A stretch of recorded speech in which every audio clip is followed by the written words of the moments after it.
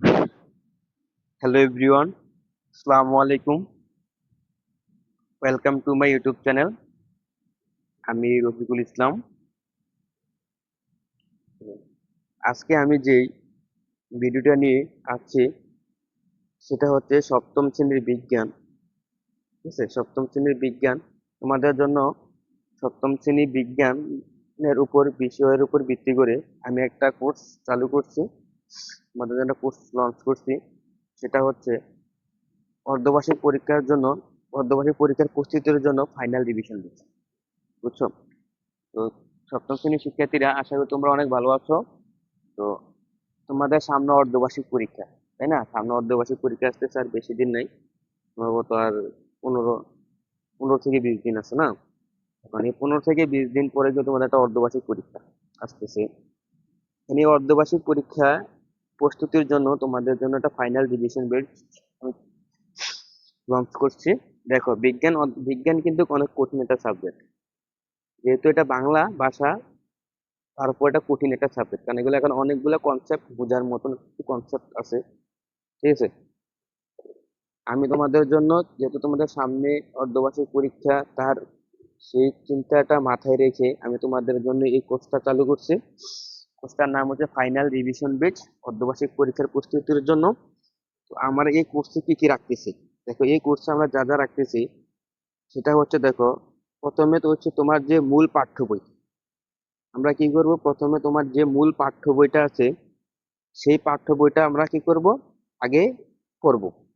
এবং সেই পাঠ্য বইটার যে ইম্পর্টেন্স, যে লাইনগুলা, যেখান থেকে প্রশ্নগুলা হয়, যেখান থেকে তোমার এমসিকিউ গুলা হয়, যে ইম্পর্টেন্ট যেই অংশগুলা, সেগুলো আমরা ভালোভাবে বুঝিয়ে এবং কি করব, ভালোভাবে বুঝিয়ে এবং দাগিয়ে দিব যে কোন কোন লাইনগুলা বেশি ইম্পর্টেন্ট, কোন কোন টপিক গুলা সবচেয়ে বেশি ইম্পর্টেন্ট। সেই ইম্পর্টেন্ট লাইনগুলো আমরা কি করব, দাগাই দিব।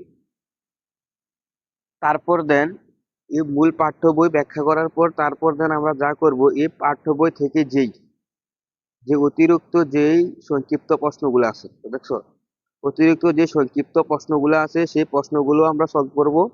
কারণ সংক্ষিপ্ত প্রশ্ন তো পরীক্ষায় আসে, তাই না? আমরা সংক্ষিপ্ত প্রশ্নগুলো, অতিরিক্ত সংক্ষিপ্ত প্রশ্নগুলো আমরা প্র্যাকটিস করব। তারপর দেন আমরা অনেকগুলো এমসিকিউ প্র্যাকটিস করব, এই অধ্যায় রিলেটেড অনেকগুলো এমসিকিউ আমরা প্র্যাকটিস করব। তারপরে এমসিকিউ পাশাপাশি আমরা সিকিউ প্র্যাকটিস করব। ঠিক আছে, অনেকগুলো এমসিকিউ আছে, তারপর আমরা সিকিউ প্র্যাকটিস করব, বুঝছো? তাহলে তোমার কি হলো, তোমার এই যে এক ক্লাসে, তার মানে তোমাদের এক ক্লাসে তোমাদের সমস্ত প্রিপারেশন হয়ে যেতেছে। এক ক্লাসে তোমাদের কি হচ্ছে, মূল পাঠ্য বই পড়া হয়ে যেতেছে। তারপরে হচ্ছে তোমাদের যে যে অধ্যায় থেকে এমসিকিউ গুলো আছে, সিকিউ গুলো আছে, বা সংক্ষিপ্ত বা জ্ঞানমূলক প্রশ্নগুলো আছে, ওইগুলো আমরা প্র্যাকটিস করতেছি, বুঝছো? তাই আমরা যেহেতু মূল পাঠ্য বইটাকেও পড়বো, তারপরে এমসিকিউ পড়বো, সিকিউ পড়বো, সংক্ষিপ্ত প্রশ্নগুলোও পড়বো, তার মানে ক্লাসটা অনেকটা, সময়টা অনেকটা একটু, অনেক ক্লাস জুড়ে অনেকটা বড় হতে পারে। ঠিক আছে, তার জন্য সরি, তোমার কাছ থেকে আমি মাপ চাচ্ছি। এই কারণে যত ক্লাস সংখ্যা অনেক বড় হবে, ঠিক আছে, কারণ আমরা এখানে অনেকগুলা জিনিস প্র্যাকটিস করবো। আমরা এমসিকিউ পড়বো, সিকিউ পড়বো, তারপর মূল পাঠ্য বইটাও আমরা দেখে দেখে বিশ্লেষণ করে পড়বো। তাহলে ক্লাস সংখ্যা একটু বড় হলেও তোমরা ধৈর্য সহকারে ক্লাসগুলো দেখবে, ঠিক আছে, অনেকটা তোমাদের উপকারে আসবে, বুঝছো? কারণ একসাথে অনেকগুলো পড়ে, একসাথে কি হচ্ছে, তোমার সিকিউ এমসিকিউ সংকিউ সবগুলা কাভার হয়ে যাচ্ছে। ক্লাস সংখ্যাটা একটু বড় হতে পারে, ঠিক আছে। প্রত্যেকদিন তোমাদের জন্য এক একটা করে প্রত্যেক দিনে ক্লাস থাকবে। তোমাদের যেই সিলেবাসে যতগুলো অধ্যায় আছে সবগুলো অধ্যায় আমি ক্লাস নিব, প্রত্যেকদিন এক একটা করে ক্লাস নিব। তো চলো, আজ আমরা আর কথা না বাড়িয়ে আমরা যেই মূল পাঠে চলে যাই। তারপরে ক্লাস সংখ্যা অনেক, ক্লাসের যেই সময় অনেক লেন্দি হয়ে যাবে, হ্যাঁ। আচ্ছা, তো প্রথম ভিডিও টাইটেল দেখে বুঝতে পারতেছো যে আমরা আমাদের যে কোর্সটা হচ্ছে কি, সপ্তম শ্রেণীর বিজ্ঞান অর্ধবার্ষিক পরীক্ষার প্রস্তুতির জন্য ফাইনাল রিভিশন বেচ। ঠিক আছে,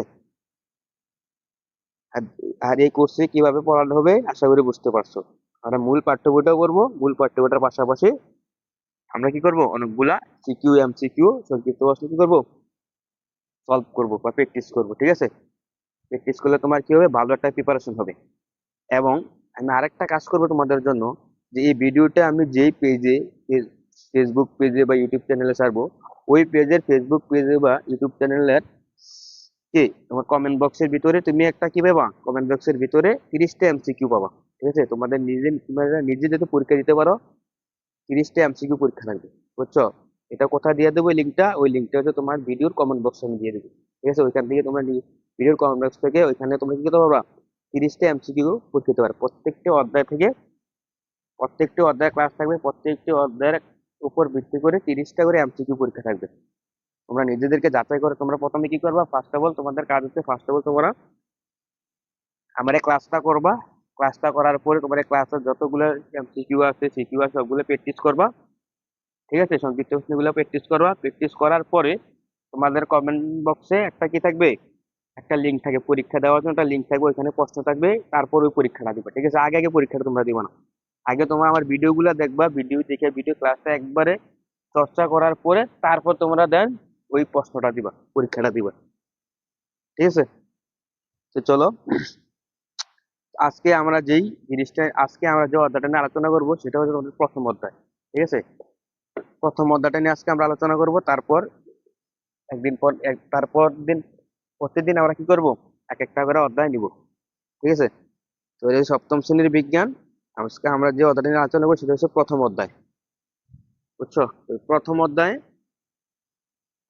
ঠিক আছে, এখানে দাগানো আছে, সমস্যা নাই, আমরা নতুন করে দাগাবো। ঠিক আছে, পুরাতন দাগানো বাদ। দেখো তো, অধ্যায়টার নাম হচ্ছে কি, অধ্যায়টার নাম হচ্ছে নিম্ন শ্রেণীর জীব। দেখো, নিম্ন শ্রেণীর জীব বলতে আমরা কি বুঝি? দেখো, নিম্ন শ্রেণীর জীব বলতে আমরা এগুলাকে বুঝি যেগুলাকে আমরা খালি চোখে দেখি না, একেবারে ছোট, এগুলাকে দেখতে অণুবীক্ষণ যন্ত্রের সাহায্য লাগে। ঠিক আছে, এগুলাকে নিম্ন শ্রেণীর জীব বলা হয়। আর উচ্চ শ্রেণীর জীব কি? উচ্চ শ্রেণীর জীব হচ্ছে যাদেরকে আমরা বড়, যাদেরকে আমরা খালি চোখে দেখতে পাই, তো গরু, ছাগল, মাছ, উদ্ভিদ, প্রাণী, বা যত বড় জীব আছে এগুলাকে বলা হয় উচ্চ শ্রেণীর জীব বা বড় জীব। আর নিম্ন শ্রেণীর জীব বলতে বোঝায় একেবারে যারা ছোট, যাদেরকে আমরা খালি চোখে দেখি না, যেমন ভাইরাস, ব্যাকটেরিয়া, ছত্রাক, শৈবাল, এগুলো হচ্ছে ছোট ছোট জীব, তাই এগুলাকে নিম্ন শ্রেণীর জীব বলা হয়েছে। বুঝছো? তাহলে দেখো আমি দাগাচ্ছি। দেখো, দেখো কি বলছে, দেখো, ভাইরাস, ব্যাকটেরিয়া, ছত্রাক, শৈবাল, এমিবা ইত্যাদি হচ্ছে নিম্ন শ্রেণীর জীব বলা হয়। কারণ এগুলা কেন, কারণ এদের কারণ এগুলাকে নিম্ন শ্রেণীর জীব কেন বলা হয়? কারণ এগুলা হচ্ছে কি ছোট ছোট। ঠিক আছে, যেমন ভাইরাস, এটা একটা ছোট জীব, ব্যাকটেরিয়া, এটা একটা ছোট জীব, ছত্রাক, শৈবাল, এমিবা এগুলো হচ্ছে কি ছোট ছোট জীব, তাই এগুলাকে নিম্ন শ্রেণীর জীব বলা হয়েছে। দেখো, এদের মধ্যে ভাইরাস, ব্যাকটেরিয়া, এমিবা অণুবীক্ষণ যন্ত্রের সাহায্য ছাড়া দেখা যায় না। দেখছো, তাহলে বললাম না যে ভাইরাস, ব্যাকটেরিয়া, এমিবা কি অণুবীক্ষণ যন্ত্র সাহায্য ছাড়া দেখা যায় না। তাই এরা কি অণুজীবের অন্তর্ভুক্ত। কিসের অন্তর্ভুক্ত? অণুজীবের অন্তর্ভুক্ত। কারণ কেন এরা অণুজীবের অন্তর্ভুক্ত? কারণ এরা হচ্ছে অত অত ছোট ছোট জীব যে এদের অণুবীক্ষণ যন্ত্র ছাড়া দেখা যায় না, তাই এরা ছোট বিধায় তাদেরকে অণুজীবের অন্তর্ভুক্ত বলা হয়েছে। এছাড়া দেখো, এছাড়াও কিছু কিছু ছত্রাক, শৈবাল খালি চোখে দেখা গেলেও অধিকাংশ শৈবাল ছত্রাক অণুবীক্ষণ যন্ত্র সাহায্য লাগে। মানে অধিকাংশ কি শৈবাল ছত্রাক দেখতে অণুবীক্ষণ যন্ত্রের সাহায্য লাগে। দেখো, ছত্রাক কি, ছত্রাক কারা? ছত্রাক হচ্ছে, তোমরা কি ছত্রাক দেখছো না, মাশরুম দেখছো, ব্যাঙের ছাতা। ঠিক আছে, এই ব্যাঙের ছাতাকে বলা হয় কি ছত্রাক। দেখছো, ব্যাঙের ছাতা, এই মাশরুম, মাশরুমকে দেখতে যেটা আমরা খালি চোখেও দেখতে পাই না। তারপরে দেখো শৈবাল, তারপর কাজ কিসের কথা বলছে, যে শৈবাল। শৈবাল মানে তোমরা চেনো, শৈবাল মানে যে বেলকা আর কি, আমরা যে পানিতে যে বেলকা গুলা দেখি, বা তোমাদের দেওয়ালে বা বিভিন্ন ধরনের ইয়াতে যে গাছের যে ইয়াতে যে বেলকা গুলা দেখা যায়, ওই বেলকা গুলো আমরা যেটা আঞ্চলিক বা বেলকা বলি আর কি, ওইগুলোকে শৈবাল বলা হয়, তাই না? তাহলে শৈবাল ছত্রাক কিন্তু আমরা খালি চোখে দেখা গেল, কিন্তু অধিকাংশ শৈবাল ছত্রাক আছে যেগুলো আবার কি অণুবীক্ষণ যন্ত্র সাহায্য লাগে। মানে কিছু কিছু ছত্রাক শৈবাল আছে আমরা খালি চোখে দেখতে পারি, আবার কিছু কিছু ছত্রাক বা শৈবাল আছে আমরা কি করতে পারি না, খালি চোখে দেখতে পারি না, অণুবীক্ষণ যন্ত্রের সাহায্যে দেখতে পারি। বুঝছো, এটাই বলা হয়েছে। দেখ, এরপরে কি বলছে, দেখো, এসব অনুজীব এসব অনুজীব কি মানুষ ও গৃহপালিত পশু পাখি ও উদ্ভিদের রোগ সৃষ্টি করে। দেখছো, তাহলে আমরা জানি অনুজীব গুলা কি করে, এই অনুজীব গুলা হচ্ছে তোমাদের যে অনুজীব গুলা মানুষ, ঠিক আছে, মানুষ, তারপরে হচ্ছে গৃহপালিত পশু পাখি এবং কি উদ্ভিদের রোগ সৃষ্টি করে। দেখছো, অনুজীব গুলা কি করে, রোগ সৃষ্টি করে। এছাড়াও শুধু যে রোগ সৃষ্টি করে তেমন না, দেখো এরা এরা কি করে, দেখো আবার পরিবেশে এদের কি অনেক উপকার ও ভূমিকা রয়েছে। মানে তোমার যে এই যে অণুজীব গুলা, সেই অণুজীব গুলা যে শুধু একমাত্র মানুষ, তারপর যে গৃহপালিত পশু পাখি বা উদ্ভিদের যে শুধু রোগ রোগ সৃষ্টি করে তেমন না, কিন্তু এর পাশাপাশি আর উপকারও করে, পরিবেশে আর কি করে উপকারও আছে, বুঝছো? তাহলে এখান থেকে যে আমরা ইম্পর্টেন্স যে লাইনগুলো পাইলাম, সেগুলো যদি আমরা একটু আরেকটু বলি যে কি করে সেখান থেকে আমরা, দেখো প্রথমে হচ্ছে দেখো, আমরা জানি যে ভাইরাস, ব্যাকটেরিয়া, ছত্রাক, শৈবাল ইত্যাদি এগুলো নির্বাচনী জীব বলা হয়। কেন বলা হয়? কারণ এগুলো দেখতে ছোট, এই জন্য বলা হয়। এর মধ্যে দেখো যে ভাইরাস, ব্যাকটেরিয়া, ছত্রাক, হ্যাঁ এগুলা কি, দেখো এছাড়াও ভাইরাস, ব্যাকটেরিয়া এগুলো অণুবীক্ষণ যন্ত্রের সাথে দেখা যায় না। এবার কিছু কিছু দেখো ছত্রাক, শৈবাল আছে যা খালি চোখে দেখা গেলে, কিন্তু অধিকাংশ ছত্রাক, শৈবাল আছে কি করে, যা খালি চোখে দেখা যায় না। আর এই অণুজীব গুলা যদি মানুষ ও গৃহপালিত পশু পাখি যে রোগ সৃষ্টি করে তেমন না, এরা কি পরিবেশের অনেক ভূমিকা রাখে। কি, এরা পরিবেশের উপরে কি, উপরও উপকারে অনেক ভূমিকাও রাখে, বুঝছো? এখান থেকে যেই লাইনগুলো আমরা পাইলাম। তারপরে দেখো এই পার্টে আমরা কি কি শিখবো। এই পার্টে আমরা যা যা শিখবো, এই পার্টে হচ্ছে দেখো অণুজীবের বৈশিষ্ট্য আমরা ব্যাখ্যা করতে পারবো।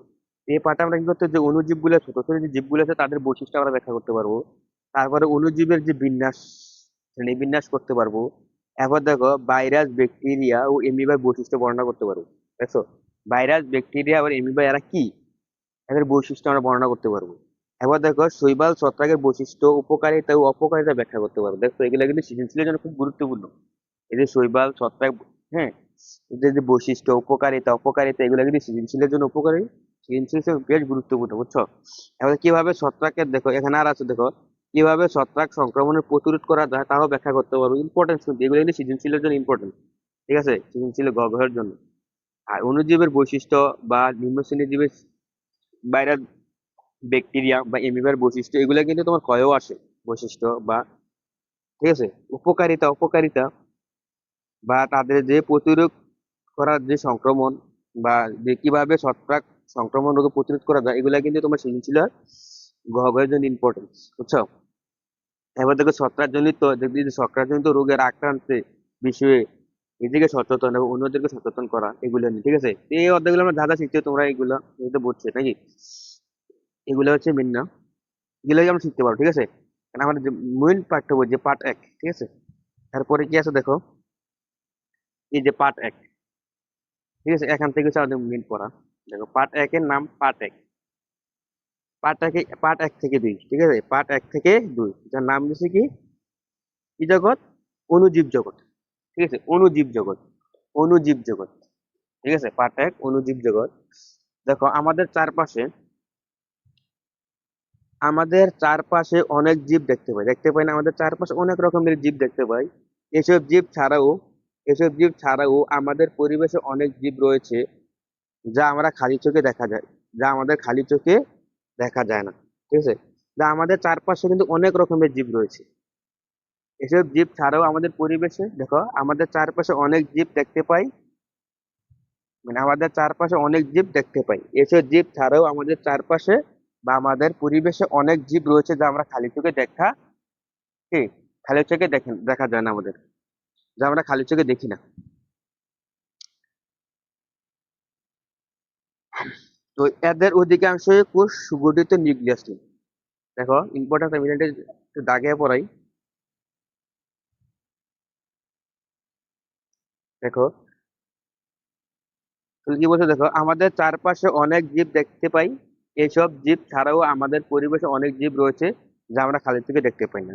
এদের মধ্যে অধিকাংশ জীব, দেখো কি বলছে, দেখো এদের মধ্যে অধিকাংশেরই কোষের সুগঠিত নিউক্লিয়াস নেই। দেখছো, তাহলে কি বলছে, আমাদের পরিবেশে আমাদের চারপাশে যেতগুলো জীব দেখতে পাই না কেন, তবে কিছু কিছু জীব আছে আমরা যেটা খালি চোখে দেখতে পাই না। এই যে খালি চোখে যে জীবগুলো দেখতে পাই, যে অণুজীবগুলো দেখতে পাই না, তাদের কি রে, তাদের কোষে সুগঠিত কি নেই, তাদের দেখো কোষে সুগঠিত নিউক্লিয়াস নেই। এবার, ঠিক আছে, তাই এরা কি নামে পরিচিত, অণুজীব নামে পরিচিত, কারণ এদের কি নেই, অণুজীবের আসলে সুগঠিত কোন নিউক্লিয়াস নেই। দেখছো এটা কিন্তু খুব ইম্পর্টেন্ট, ঠিক আছে, যে অণুজীবে কি নেই, অণুজীবের কোষে সুগঠিত কি নেই, নিউক্লিয়াস নেই। বুঝছো? এসব অণুজীব থেকে সৃষ্টি শুরুতে দেখো আরেকটা ইম্পর্টেন্স মানে দেখো, অণুজীব থেকে সৃষ্টি শুরুতে জীবনের সূত্রপাত হয়েছে। এই লাইনটা লাগবে, যে অণুজীব থেকে কি হয়েছে। দেখো অণুজীব থেকে কিন্তু সৃষ্টির শুরুতে জীবনের সূত্রপাত হয়েছে। এই লাইনটা কিন্তু লাগবে, এই লাইনটা কিন্তু বারবার আসে দুটি। এটাকে যদি আমরা স্টার চিহ্ন দেই, হুম, দেখো এটা মধ্যে একটা স্টার চিহ্ন দিয়ে রাখলাম। এই প্রশ্ন কিন্তু অনেকবার আসে, দেখছো? তাহলে কি আছে যে অণুজীব থেকে সৃষ্টির শুরুতে জীবের সূত্রপাত ঘটে। তোমার জীবে দেখো জীবনের সূত্রপাত ঘটে, ঠিক আছে? তো জীবনের সূত্রপাত কোথা থেকে ঘটে? অণুজীব থেকে, দেখছো? এই লাইনটা কিন্তু আছে, যে অণুজীব থেকে সৃষ্টির শুরুতে জীবনের সূত্রপাত ঘটে। তোমাকে প্রশ্ন করি যে জীবনের সূত্রপাত কোথা থেকে ঘটে? অণুজীব থেকে, বুঝছো? তাই দেখো, তাই অণুজীবদেরকে আদিজীবও বলা হয়েছে। তাই অণুজীবদেরকে কি বলা হয়েছে? আদি জীবনও বলা হয়েছে, দেখছো? তাই অণুজীবকে আদি জীবনে বলা হয়েছে, ঠিক আছে? আদি জীব না, আদি জীবন হবে, ঠিক আছে? এখন দেখো, তোমরা ষষ্ঠ শ্রেণীতে মার্কিউলিস হুইটেকারের হুইটেকারের দেখো তোমরা ষষ্ঠ শ্রেণীতে মার্গুইলিস ও হুইটেকারের জীবজগতের পঞ্চরাজ্যের প্রস্তাবনায় জীবসমূহকে মনেরা, প্রতিষ্ঠা এবং ফানজাই রাজ্যে দেখতে পেত। তাহলে কয়টা রাজ্যে ভাগ করেছেন? যে দেখো ষষ্ঠ শ্রেণীতে মার্গুইলিস এবং হুইটেকার জীবজগতে কয়টি রাজ্যে ভাগ করেছেন? 5টি রাজ্যের প্রস্তাবনা দিয়েছেন, প্রস্তাব। সে কয়টি রাজ্যের প্রস্তাব দিয়েছেন? 5টি রাজ্যের প্রস্তাব দিয়েছেন। তাদের মধ্যে হচ্ছে মনেরা, প্রতিষ্ঠা, ফানজাই, 3টা রাজ্য আমরা দেখতে পেয়েছি। এরা হচ্ছে কি 3টা রাজ্য দেখতে পাচ্ছি না কেন? আর 2টা রাজ্য হচ্ছে কি প্লান্ট এবং এনিমেলিয়া, তাই না? এগুলো হচ্ছে আমরা ষষ্ঠ শ্রেণীতে পড়ছি, তাই না? এবার দেখো তোমাকে বলা হচ্ছে যে মাইগুলিস এবং হুইটেকার জীবজগতের 5টি রাজ্যের প্রস্তাব করেন। আর এই জীব আর এই অণুজীব সমূহকে মনেরা এবং প্রতিষ্ঠা এবং ফ্রান্সের 3টা রাজ্যের মধ্যে আমরা দেখতে পেয়েছিলাম। আমরা জীব সমূহকে শ্রেণীবিন্যাস করতে গিয়ে দেখো আবার অণুজীব সমূহের শ্রেণীবিভাগ করতে গিয়ে বর্তমান কালে অণুজীব বিজ্ঞানীগণ এই জগৎকে আবার 3টি রাজ্যে ভাগ করেছেন। কয়টি রাজ্যে ভাগ করেছেন? কয়টি রাজ্যে ভাগ করেছেন? দেখো 3টি রাজ্যে ভাগ করেছেন, ঠিক আছে? 3টি রাজ্যে ভাগ করেছেন। কয়টি রাজ্য? 5টি রাজ্য প্রস্তাব তিনি দিয়েছিলেন। এবং 5টি রাজ্যের প্রস্তাবের ভিতরে মনেরা, প্রতিষ্ঠা, ফানজাই এই 3টা রাজ্যের মধ্যে কি করছেন? অণুজীব গুলাকে বিন্যস্ত করছিলেন, বুঝছো? আর এখান থেকে হচ্ছে কি অণুজীব আর এই অণুজীব থেকে কি হয়? জীবনের প্রথম সূত্রপাত ঘটে। আর যারা অণুজীব তাদের কিন্তু তাদের নিউক্লিয়াস থাকে না, সুগঠিত কোনো নিউক্লিয়াস নেই, ঠিক আছে? তাই তারা অণুজীব নামে কি পরিচিত, বুঝছো? এগুলো ইম্পর্টেন্ট যে লাইনগুলো। তারপর দেন দেখো তাহলে কয়টি রাজ্যে ভাগ করেছে? 5টি রাজ্যে, সরি, রাজ্য ছিল 5টা রাজ্যের প্রস্তাব করেন। এই 5টা রাজ্যের প্রস্তাবের ভিতরে অণুজীব জগতে কয়টা রাজ্যে ভাগ করা হয়েছেন? 3টা রাজ্যে ভাগ করা হয়েছেন। কয়টা রাজ্য? 3টা রাজ্য। এই 3টা রাজ্যের নাম কি কি দেখো। রাজ্য এক রাজ্য এক যেটাকে বলা হয় একেরিওটা, রাজ্য দুই যেটাকে বলা হয় যে প্রোকেরিওটা, এবং রাজ্য তিন যেটাকে বলা হচ্ছে কি ইউকেরিওটা। 3টা রাজ্যে অণুজীব জগৎকে প্রথম ভাগ করছেন। সেই অণুজীব জগতে 3টা রাজ্যের ভিতরে দেখো রাজ্য একের নাম হচ্ছে কি একেরিওটা। একেরিওটার অপর নাম হচ্ছে অকুশি। একুয়েটার অপর নাম কি বলা হয়? অকুশি। যেসব অণুজীব যেসব অণুজীব দেখো তাহলে কি অকুশি নাকি? দেখো এসব অণুজীব এতই ছোট যে তা ধারণা, দেখো তা ধারণ, কি বলছে ধারণ? হ্যাঁ ধারণ। দেখো আমার হাত দিয়ে দেখাচ্ছে দেখি নেই। দেখো এইসব অণুজীব এত ছোট যে তা সাধারণত আলোক অণুবীক্ষণ যন্ত্র নিচে দেখা যায় না। এদেরকে দেখতে হলে ইলেকট্রন অণুবীক্ষণ যন্ত্রের প্রয়োজন হয়, যেমন ভাইরাস, দেখছো? তাহলে কি বলছে দেখো, যে অ্যাকুরেট হচ্ছে অকুশি। অ্যাকুরেটা মানে কি? অ্যাকুরেটা শব্দের অর্থ হচ্ছে অকুশি। এসব অণুজীব এতই ছোট যে তা সাধারণ আলোক অণুবীক্ষণ যন্ত্রের নিচেও দেখা যায় না, মানে এতই ছোট। একটা তো আছে অণুবীক্ষণ যন্ত্রের নিচে দেখা যায়, কিন্তু এদেরকে আলোক অণুবীক্ষণ যন্ত্রের নিচেও দেখা যায় না। এদেরকে দেখতে হলে ইলেকট্রন অণুবীক্ষণ যন্ত্রের প্রয়োজন হয়। আর বুঝছো ভাইরাস হচ্ছে আরো ছোট, এত ছোট, বুঝছো? শুধু অণুবীক্ষণ যন্ত্র না, ইলেকট্রন অণুবীক্ষণ যন্ত্রের প্রয়োজন হয়, এতই ছোট ভাইরাস, বুঝছো? অকুশী মানে যাদের কোষটা আছে যারা কোষ দিয়ে গঠিত না। দেখছো, মানে এই যে ভাইরাসের কোনো কোষে নাই, তাহলে আবার বোঝো কোষ থাকলে মানতাম যে সে যে ছোট কোষ আছে। এরা হচ্ছে অকুশী, তাহলে আর বোঝো এদেরকে কি যন্ত্র লাগছে, এরা আলোক, তাহলে এদের কি সাধারণত এদের আলোক অণুবীক্ষণ যন্ত্রের নিচেও দেখা যায় না, এদেরকে দেখতে হলে ইলেকট্রন অণুবীক্ষণ যন্ত্র প্রয়োজন হয়। যেমন ভাইরাস, ভাইরাস কোন রাজ্যের অন্তর্ভুক্ত? ভাইরাস হচ্ছে অ্যাকিউরেটা। এই উদাহরণটা লাগবে, বুঝছো, উদাহরণটা কিন্তু লাগবে, এফসি বিন্দু কিন্তু উদাহরণটা আসবে যে অ্যাকিউরেটা উদাহরণ কি, ভাইরাস। বুঝছো, আর আর কারা অকুশী? ভাইরাস হচ্ছে অকুশী, কারণ ভাইরাসের কি নেই, ভাইরাসের কোনো আছে কি নেই, কোষ নেই, এই জন্য ভাইরাস অকুশী। এবার দেখো রাজ্য 2, দেখো রাজ্য 2 কি বলছে, রাজ্য 2 এর নাম হচ্ছে প্রোক্যারিওটা, যেটাকে বলা হয় আদিকোষী। প্রোক্যারিওটা শব্দের অর্থ কি, আদিকোষী। যেসব, তাহলে যেসব অণুজীবের কোষের কোষের কেন্দ্রিকা সুগঠিত নয়, কি নয়, কেন্দ্রিকাটা সুগঠিত নয়, কোষের যে কেন্দ্রিকাটা সুগঠিত নয়। কেন্দ্রিকা মানে কি, কেন্দ্রিকা মানে কোষটা আর কি, কেন্দ্রিকা মানে কোষ আর কি, যাদের কোষটা সুগঠিত নয়, মানে আদিকোষী।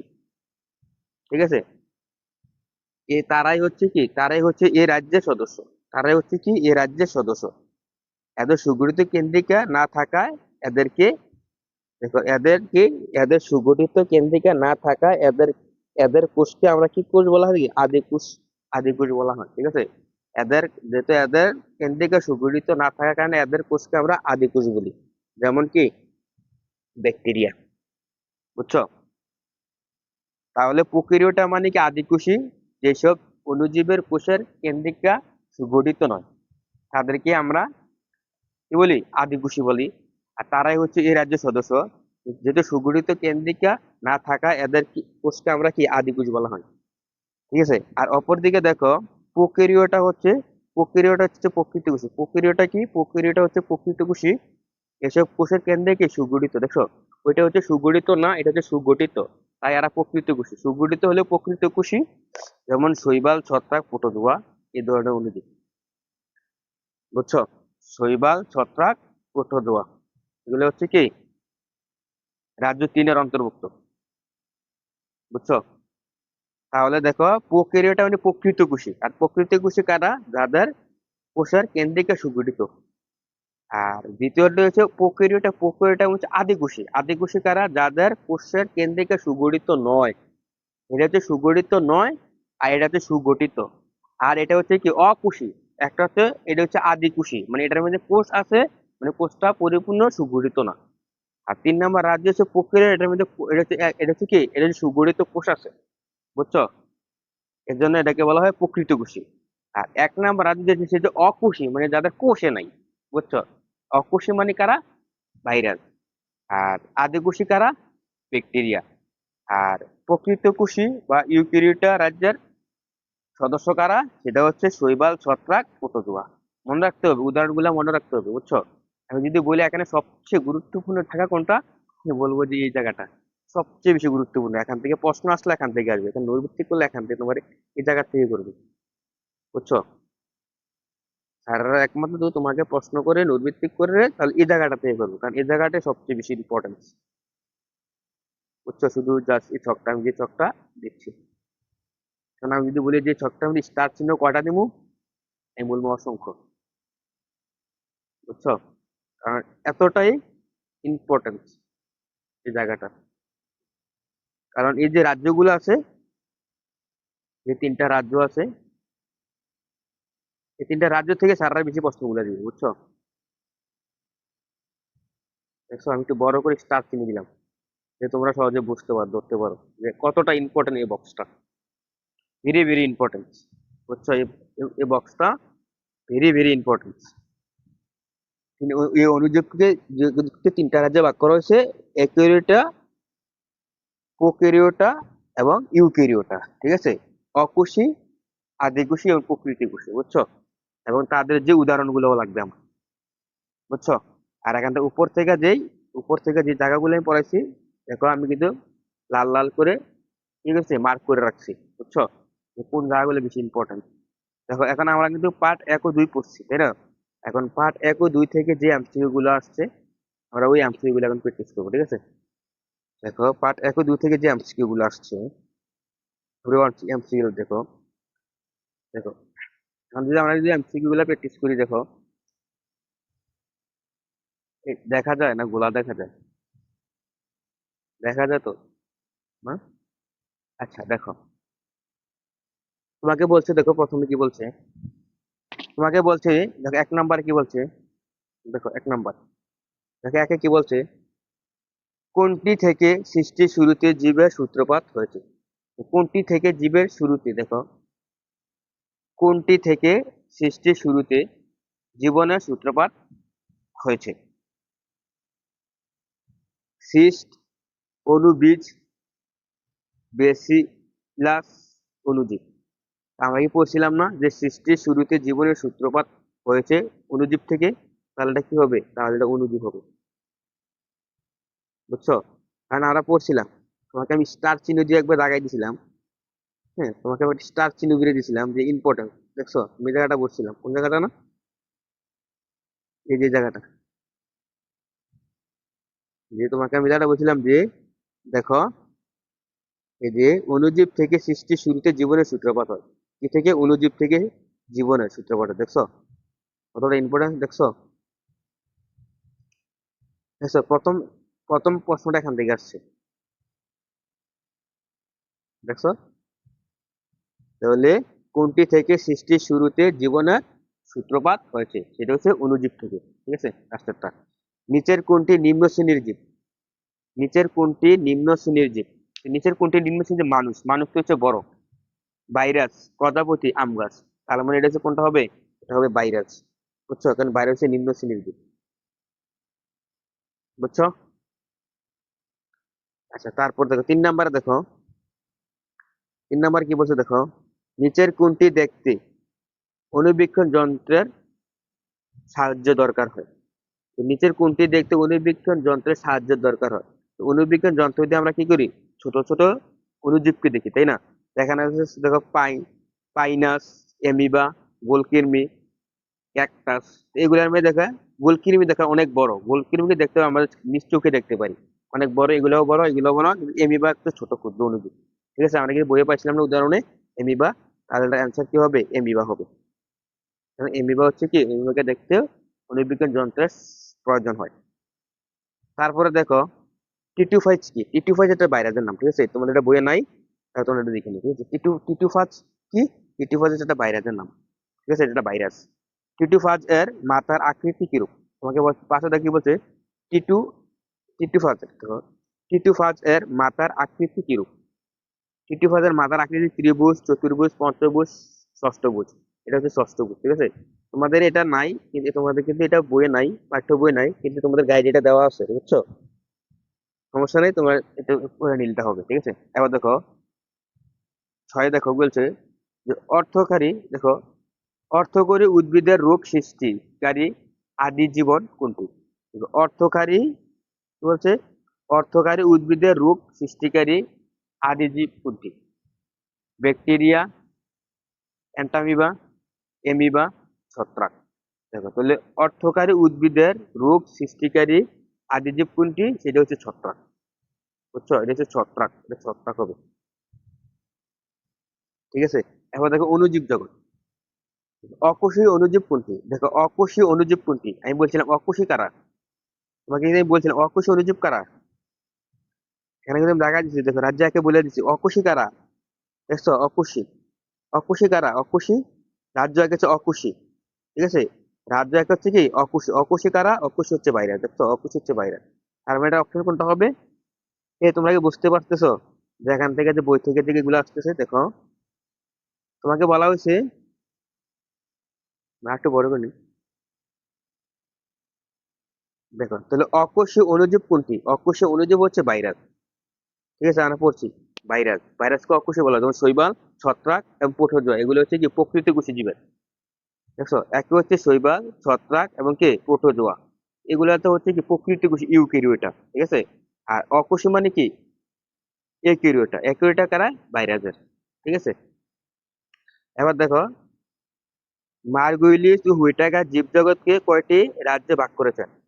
মার্গুইলিস ও হুইটাকার, আমরা বলছি যে মার্গুইলিস ও হুইটাকার, হুইটাকার কি করছেন? তারা 5টি রাজ্যের প্রস্তাব দিয়েছিলেন। তার আগে আমরা ষষ্ঠ শ্রেণীতে 5টি রাজ্যের প্রস্তাব পাইছিলেন না? 5টি রাজ্যের প্রস্তাব দাও, তাহলে এটা কি হবে? 5টি হবে। ঠিক আছে, এবার দেখো 9 নম্বর কি বলছে।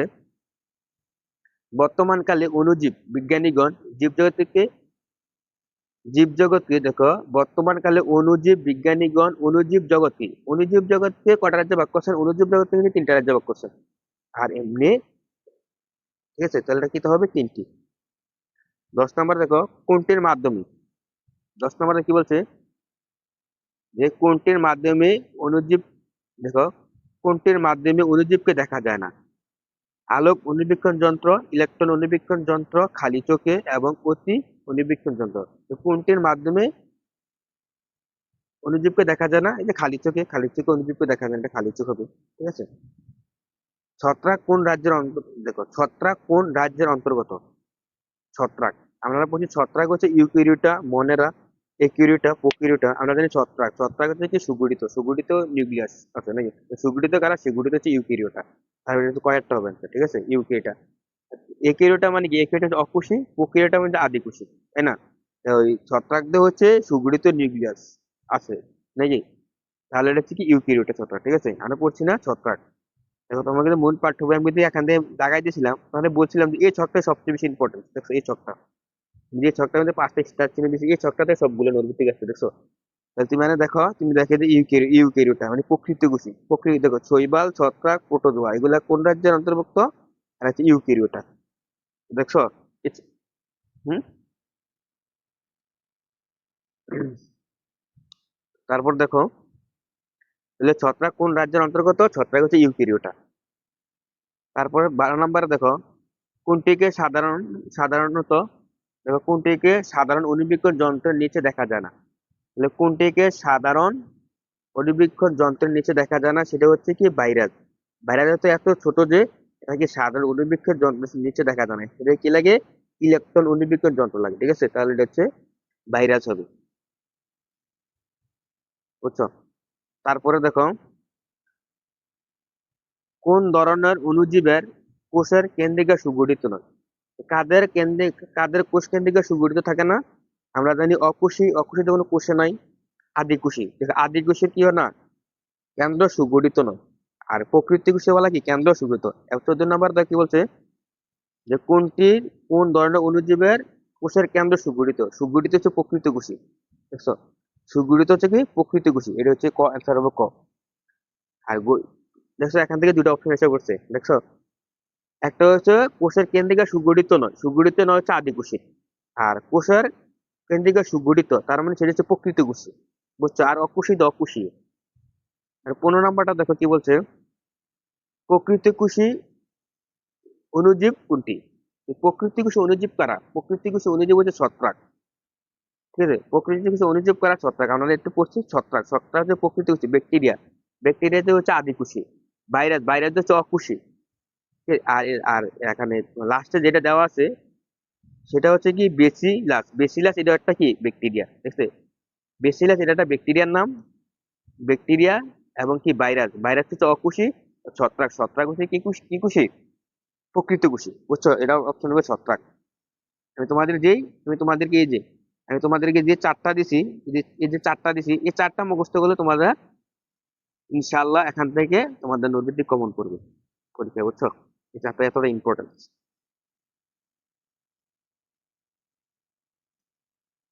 তারপর দেখো আরেকটা প্রশ্ন আছে এই পাঠ থেকে। দেখো আদিকোষী অণুজীব কোনটি? দেখো আদিকোষী অণুজীব কারা? দেখো আদিকোষী অণুজীব কোনটি? আদিকোষী অণুজীব কারা? আদিকোষী অণুজীব হচ্ছে ভাইরাস, দেখছো? মানে এই এই যে চারটা, যে চারটা আমি দেখাইছি, দেখছো এই চারটাতে কতটা ইম্পর্টেন্ট তা বলে বুঝাতে পারবো না, বুঝছো? আচ্ছা, তাহলে আমরা পার্ট, এরপরে ভাইরাস ব্যাকটেরিয়া, ঠিক আছে। এরপরে যে পার্টটা আছে সেটা হচ্ছে ভাইরাস ব্যাকটেরিয়া, ঠিক আছে। তাহলে আমরা আবার মূল পাঠ্য বই চলে যাই, ঠিক আছে। এবার দেখছো এই চারটা কতটা গুরুত্বপূর্ণ। আচ্ছা, এরপর দেখো আমাদের মূল পাঠ, এরপর আমরা যে পাঠটা পড়বো সেটা হচ্ছে কি, দেখো এরপরে পার্ট হচ্ছে কি, এরপরে পার্ট হচ্ছে 3 থেকে 4। এটা হচ্ছে ভাইরাস এবং ব্যাকটেরিয়া, ভাইরাস এবং ব্যাকটেরিয়ার উপর। ভাইরাস ও ব্যাকটেরিয়া, এখন ভাইরাস ও ব্যাকটেরিয়া কি? দেখো, ভাইরাস, রিকেট, ছত্রাক, ব্যাকটেরিয়া, শৈবাল, প্রোটোজোয়া ইত্যাদি বিভিন্ন ধরনের অণুজীব আমাদের পরিবেশে ছড়িয়ে ছিটিয়ে আছে না? আছে। এরা অধিকাংশ কি আমাদের উপকার করে। আবার কিছু কিছু অণুজীব আছে যা আমাদের কি করে, দেহের রোগও সৃষ্টি করে। হ্যাঁ, হ্যাঁ, আমরা বলছি যে কিছু কিছু অণুজীব আছে যেটা আমাদের কি অনেক উপকারে আছে, আবার আমাদের অনেকই রোগও সৃষ্টি করে, ঠিক আছে। এবার আমরা কয়েকটি অণুজীব সম্পর্কে জানবো, বুঝছো? তার মানে আমি এখান থেকে যেটা আমরা বুঝতে পারলাম যে ভাইরাস, ব্যাকটেরিয়া, ছত্রাক, শৈবাল, প্রোটোজোয়া এগুলো হচ্ছে নিম্ন শ্রেণীর জীব, এবং এরা আমাদের আমাদের পরিবেশের চারিদিকে ছড়িয়ে ছিটিয়ে আছে। এরা অধিকাংশ আমাদের উপকার করে, আবার কিছু কিছু আছে যেগুলো আমাদের কি দেহের রোগ সৃষ্টি করে, ঠিক আছে। এখন আমরা কি করব, ভাইরাস এবং ব্যাকটেরিয়া সম্পর্কে জানবো, ঠিক আছে। এখন দেখো, প্রথমে যেই আমরা অণুজীবটা সম্পর্কে জানবো সেটা হচ্ছে কি, ভাইরাস। দেখো ভাইরাস, আমি বলছি যে ভাইরাস কি, ভাইরাস এটা অকুশি, যাদের আসলে কোনো নেই, কোষ নেই। আমরা এর আগেও পড়ে আসছি, ঠিক আছে। ভাইরাস হচ্ছে কি অকুশি, রাজ্য এক, অকুশি। এখন দেখো, আমরা বলছি যে ভাইরাস হচ্ছে এত ছোট যে সেটাকে অণুবীক্ষণ যন্ত্রের সাহায্যে দেখা যায় না, সেটাকে দেখার জন্য কি লাগে, ইলেকট্রন অণুবীক্ষণ যন্ত্র। দেখো, দেখো দেওয়া আছে, দেখো দেখানো আছে, দেখো কি কি বলে দেওয়া আছে, দেখো যে ইলেকট্রন অণুবীক্ষণ যন্ত্র ছাড়া ভাইরাসকে দেখা যায় না। দেখছো, শুধু অণুবীক্ষণ যন্ত্র দিয়ে, আলোক অণুবীক্ষণ যন্ত্র দিয়ে দেখা যায় নাই নাই, সেটাকে দেখার জন্য ইলেকট্রন অণুবীক্ষণ যন্ত্র, এখান থেকে এই লাইনটা আসবে যে ভাইরাসকে দেখার জন্য কোন অণুবীক্ষণ যন্ত্র ব্যবহার করা হয়, সেটা হচ্ছে ইলেকট্রন অণুবীক্ষণ যন্ত্র সাহায্যে ভাইরাসকে দেখা লাগে, ঠিক আছে। শুধু অণুবীক্ষণ যন্ত্র দিয়ে ভাইরাসকে দেখা যায় না। এর গঠন হচ্ছে সরলতম, ভাইরাসের গঠনটা দেখতে কি কীতম, সরলতম, বুঝছো? ভাইরাসের আবার দেখো, আবার দু একটা লাইন, ইম্পর্টেন্ট লাইন দেখো, ভাইরাসের দেওয়া কোষ প্রাচীর, প্লাজমা লেমা, সুগঠিত নিউক্লিয়াস এবং সাইটোপ্লাজম ইত্যাদি কিছু নেই। দেখছো কতটা ইম্পর্টেন্ট? মানে ভাইরাসের দেহে কি নাই, ভাইরাসের দেওয়া তো কোনো কোষে নাই, ভাইরাস তো অকোষী। আর কোষ প্রাচীর, প্লাজমা লেমা, সুগঠিত নিউক্লিয়াস, সাইটোপ্লাজম এগুলো তো কোষে থাকে। ভাইরাসের দেহটা যদি কোষ নাই, তার মানে ভাইরাসের কোষ প্রাচীর, প্লাজমা লেমা, সুগঠিত নিউক্লিয়াস, সাইটোপ্লাজম কিচ্ছু থাকবে না, কারণ ভাইরাস তো হচ্ছে অকোষী। আমরা যেটা পড়ে আসছি না, আমরা যে পড়েছি রাজ্য এক, অকোষী। তাই ভাইরাসকে তাই তাই ভাইরাসের দেহকে অকোষীয় বলা হয়, দেখছো? তাই ভাইরাসের দেহকে কি বলা হয়, ইম্পর্টেন্স, তাই ভাইরাসের দেহকে অকোষীয় বলা হয়, কারণ ভাইরাসের দেহ কি নেই। এই জায়গাটা কিন্তু খুব গুরুত্বপূর্ণ, এটা কিন্তু ক্ষয়ে আসে যে ভাইরাসের দেহকে অকোষীয় বলা হয় কেন। তো তোমাকে যদি এটা বলা হয়, তুমি তার ঢুকে লিখবে যে ভাইরাসের দেহ কোষ প্রাচীর, তারপরে হচ্ছে প্লাজমা লেমা, তারপরে সুগঠিত নিউক্লিয়াস, সাইটোপ্লাজম ইত্যাদি কিছু থাকে না, তাই ভাইরাসের দেহটাকে অকোষীয় বলা হয়, ঠিক আছে। এই লাইনটা কিন্তু আসে, ক্ষয়ে আসে, সৃজনশীলে ক্ষয়ে আসে বা জ্ঞানমূলক প্রশ্ন আসে, বুঝছো? এরা শুধু আমিষের আবরণ, তাহলে ভাইরাসের দেহ যদি ভাইরাসের দেহ যদি কোষপ্রাচীর বা প্লাজমা লেমা বা সুগঠিত নিউক্লিয়াস বা সাইটোপ্লাজম কিছু না থাকতো, তাহলে ভাইরাসের দেহটা কি দিয়ে গঠিত? যেহেতু ভাইরাসের দেহটা, তাহলে কি দিয়ে গঠিত? ভাইরাসের দেহটা যদি দেখো, ভাইরাসের দেহটা গঠিত একমাত্র, দেখো একটু লাল কালিতে দেখাই, ভাইরাসের দেহটা শুধুমাত্র আমিষের আবরণ এবং নিউক্লিক অ্যাসিড দিয়ে। কি দিয়ে? আমিষের আবরণ মানে প্রোটিনের আবরণ এবং নিউক্লিক অ্যাসিড, ঠিক আছে, ডিএনএ বা আরএনএ যেটাকে আমরা বলি, ঠিক আছে, ডিএনএ বা আরএনএ, ঠিক আছে। এটা মুছে ফেলতেছি, ঠিক আছে। তাহলে ভাইরাসের দেহটা কি দিয়ে তৈরি? দেখো, তাহলে আমরা এখানে পড়ছি ভাইরাসের দেহটা কি দিয়ে তৈরি, তাহলে আমিষের আবরণ, নিউক্লিক অ্যাসিড, ঠিক আছে, আমিষের আবরণ, নিউক্লিক অ্যাসিড, আর এদিক দিয়া, ঠিক আছে, অপর পেজে ডিএনএ এবং আরএনএ দিয়ে তৈরি, দেখছো, আরএনএ দিয়ে গঠিত, বুঝছো? এদের দেওয়া কি, এদের দেহে আমিষের আবরণ থেকে নিউক্লিক অ্যাসিড বের হয়ে গেলে কি, নিউক্লিক অ্যাসিড কি হয়, নিউক্লিক অ্যাসিড বের হয়ে গেলে এরা জীবনের সকল লক্ষণ হারিয়ে ফেলে, বুঝছো? তাহলে দেখছো, তাহলে দেখো ভাইরাস কি, ভাইরাসের দেহ, তাহলে ভাইরাসের দেহটা কি দিয়ে গঠিত, ভাইরাসের দেহটা হচ্ছে আমিষের আবরণ আর নিউক্লিক অ্যাসিড দিয়ে তৈরি। এখন এই ভাইরাসের দেহটা আমিষের আবরণ আর নিউক্লিক অ্যাসিড যদি কি হয়ে যায়, বের হয়ে যায়, তাহলে এরা জীবনের সকল লক্ষ্য হারিয়ে ফেলে। তবে অন্য দেহে দেখো তারপরে কি বলছে, দেখো, তবে অন্য জীব দেহে যে মাত্র আমিষের আবরণ আর নিউক্লিক অ্যাসিডকে একত্রিত করা হলে তখনই এরা জীবনের সকল লক্ষ্য আবার ফিরে পায়। দেখছো ভাইরাস কতটা মারাত্মক লেভেলের। ভাইরাসের দেওয়াটা হচ্ছে আমিষের আবরণ এবং নিউক্লিক অ্যাসিড দিয়ে তৈরি। এখন এই দুটা জিনিসকে যখন আলাদা হয়ে যায়, তাহলে তাদের জীবন লক্ষ্য হারিয়ে ফেলে। বুঝছো, মানে এরা আর বাইরে থাকে না, মানে এদের আর জীবন থাকে না। বুঝছো, যে মাত্র এরা অন্য জীবদের ভিতরে যাওয়া মাত্র যখন আমিষের আবরণ আর নিউক্লিক অ্যাসিড একত্রিত হয়ে যায়, তখন ওরা ওই দেহে যায় কি ওরা জীবিত হয়ে যায়। বুঝছো, মানে এদের জীবনের সকল লক্ষ্য ফিরে পায়। বুঝছো, তাই এরা জীবিত দেহ ছাড়া, তাই দেখছো, তাই এরা জীবিত জীবদেহ ছাড়া বা জীবের দেহের বাইরে এরা কি করতে পারে না, জীবনের কোনো লক্ষ্য দেখাতে পারে না। দেখছো, তাই এই কারণে ভাইরাস হচ্ছে কি প্রকৃত, ভাইরাস প্রকৃত কি পরজীবী, কারণ ভাইরাস অন্য জীবের উপর নির্ভরশীল। তাই ভাইরাসকে প্রকৃত পরজীবী বলে। তাহলে ভাইরাস কি আকৃতির, প্রকৃত পরজীবী। কারণ প্রকৃতি কেন পরজীবী, কারণ এরা অন্য জীবদের ভিতরে এরা বসবাস করে। বুঝছো, খুব ইম্পর্টেন্ট একটা লাইন আছে যে ভাইরাসের দেওয়াটা হচ্ছে আমিষ এবং কি নিউক্লিক অ্যাসিড দ্বারা আবৃত। যখন আমিষ আর নিউক্লিক অ্যাসিড যখন কি হয়ে যায়, আলাদা হয়ে যায়, তখন এরা জীবনের সব লক্ষ্য হারিয়ে ফেলে। আবার ধরো এরা জীবদের অন্য একটা জীবদের ভিতরে যায়, আমিষের আবরণ এবং নিউক্লিক অ্যাসিড একসাথে হয়, তখন কি করে, তখন এরা সকল লক্ষ্য ফিরে পায়। বুঝছো, তাই তাহলে আমরা এতে বুঝতে পারলাম যে কি ভাইরাস হচ্ছে কি, ভাইরাস অন্য জীবদের ভিতরে কি করে জীবিত জীবদেহ ছাড়া মৃত জীব বা জীবিত, মানে জীবদের বাইরে আর কি করবে না, কোনো লক্ষণ যদি দেখাতে পারে না, এই কারণে আমরা বলতে পারি ভাইরাস হচ্ছে কি, ভাইরাস হচ্ছে প্রকৃতপক্ষে কি পরজীবী, কারণ আর অন্য জীবদের উপর নির্ভরশীল। বুঝছো, পরজীবী কারা বলে, পরজীবী হচ্ছে যারা অন্য জীবের উপর নির্ভরশীল আর কি, তাদেরকে পরজীবী বলে। ভাইরাসের মধ্যে ব্যাকটেরিয়া, দেখো ভাইরাসের মধ্যে ব্যাকটেরিওফাজ ভাইরাস, দেখছো এটা একটা ভাইরাসের নাম, ঠিক আছে। ব্যাকটেরিওফাজ একটা ভাইরাস নামে পরিচিত একটা ভাইরাস আছে। এটা আমরা যে চিত্র গঠন তোমার দেওয়া আছে, হ্যাঁ, যেমন অপর পেজে, এটা একটা ভাইরাস, ঠিক আছে, এটা কিন্তু একটা ভাইরাসের চিত্র, বুঝছো। এটা হচ্ছে ব্যাকটেরিওফাজ ভাইরাস, ঠিক আছে, এইটার কথা না বলা হয়েছে। বুঝছো, তাহলে এখান থেকে আমরা মূল যে জিনিসগুলো দেখতে পেলাম সেটা হচ্ছে ভাইরাস। ভাইরাস কি দিয়ে গঠিত, ভাইরাস যেহেতু অকোষী, ভাইরাসের আসলে কি নেই। এখান থেকে একটা ইম্পর্টেন্ট লাইন আমরা গত পেজে দেখো, এখান থেকে সবচেয়ে ইম্পর্টেন্ট কিন্তু একটা লাইন দেওয়া আছে, দেখো সেটা হচ্ছে, দেখো কোষপ্রাচীর, প্লাজমা, সুগঠিত নিউক্লিয়াস এবং সাইটোপ্লাজম ইত্যাদি কিছু কিন্তু ভাইরাসে থাকে না, কারণ ভাইরাসের দেওয়াটা কিন্তু অকুশী, তাই না। তাই ভাইরাসের দেওয়া যেত অকুশীয় বলা হয়েছে নাকি, কারণ এই ভাইরাসের দেওয়া নাই এই কারণে। কারণ আমরা জানি যে প্রোটিন, সরি কোষপ্রাচীর, প্লাজমা, সুগঠিত নিউক্লিয়াস বা সাইটোপ্লাজম এগুলো কিন্তু কোষের অঙ্গাণু, এটা কোষের অঙ্গাণু, তাই না।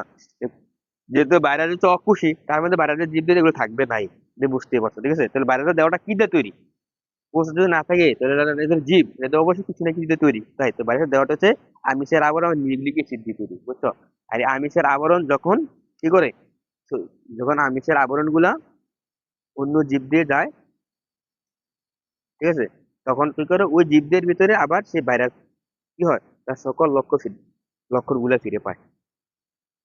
বুঝছো, এখন ভাইরাস, তাহলে এখান থেকে আরেকটা ইম্পর্টেন্ট জায়গা হচ্ছে কোন জায়গাটা, যে ভাইরাস আসলে কি জীবী, পরজীবী। এখান থেকে জায়গাটা ইম্পর্টেন্ট, ঠিক আছে। ভাইরাস হচ্ছে কি জীবী, ভাইরাস হচ্ছে পরজীবী, পরজীবী।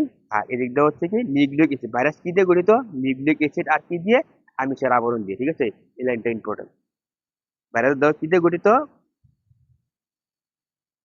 সেদিন ভাইরাসের দেওয়াটা হচ্ছে আমিষের আবরণ আর কি নিউক্লিক অ্যাসিড দিয়ে, তো ঠিক আছে। এখান থেকে এতটুকু করবা। এখন দেখো ভাইরাস, ভাইরাস সম্পর্কে আরেকটু বলা হয়েছে তোমাদেরকে, বলে দেওয়া আছে। দেখো ভাইরাস, দেখো ভাইরাস কিন্তু অনেক রকমের হতে পারে। দেখো ভাইরাস হচ্ছে গোলাকার,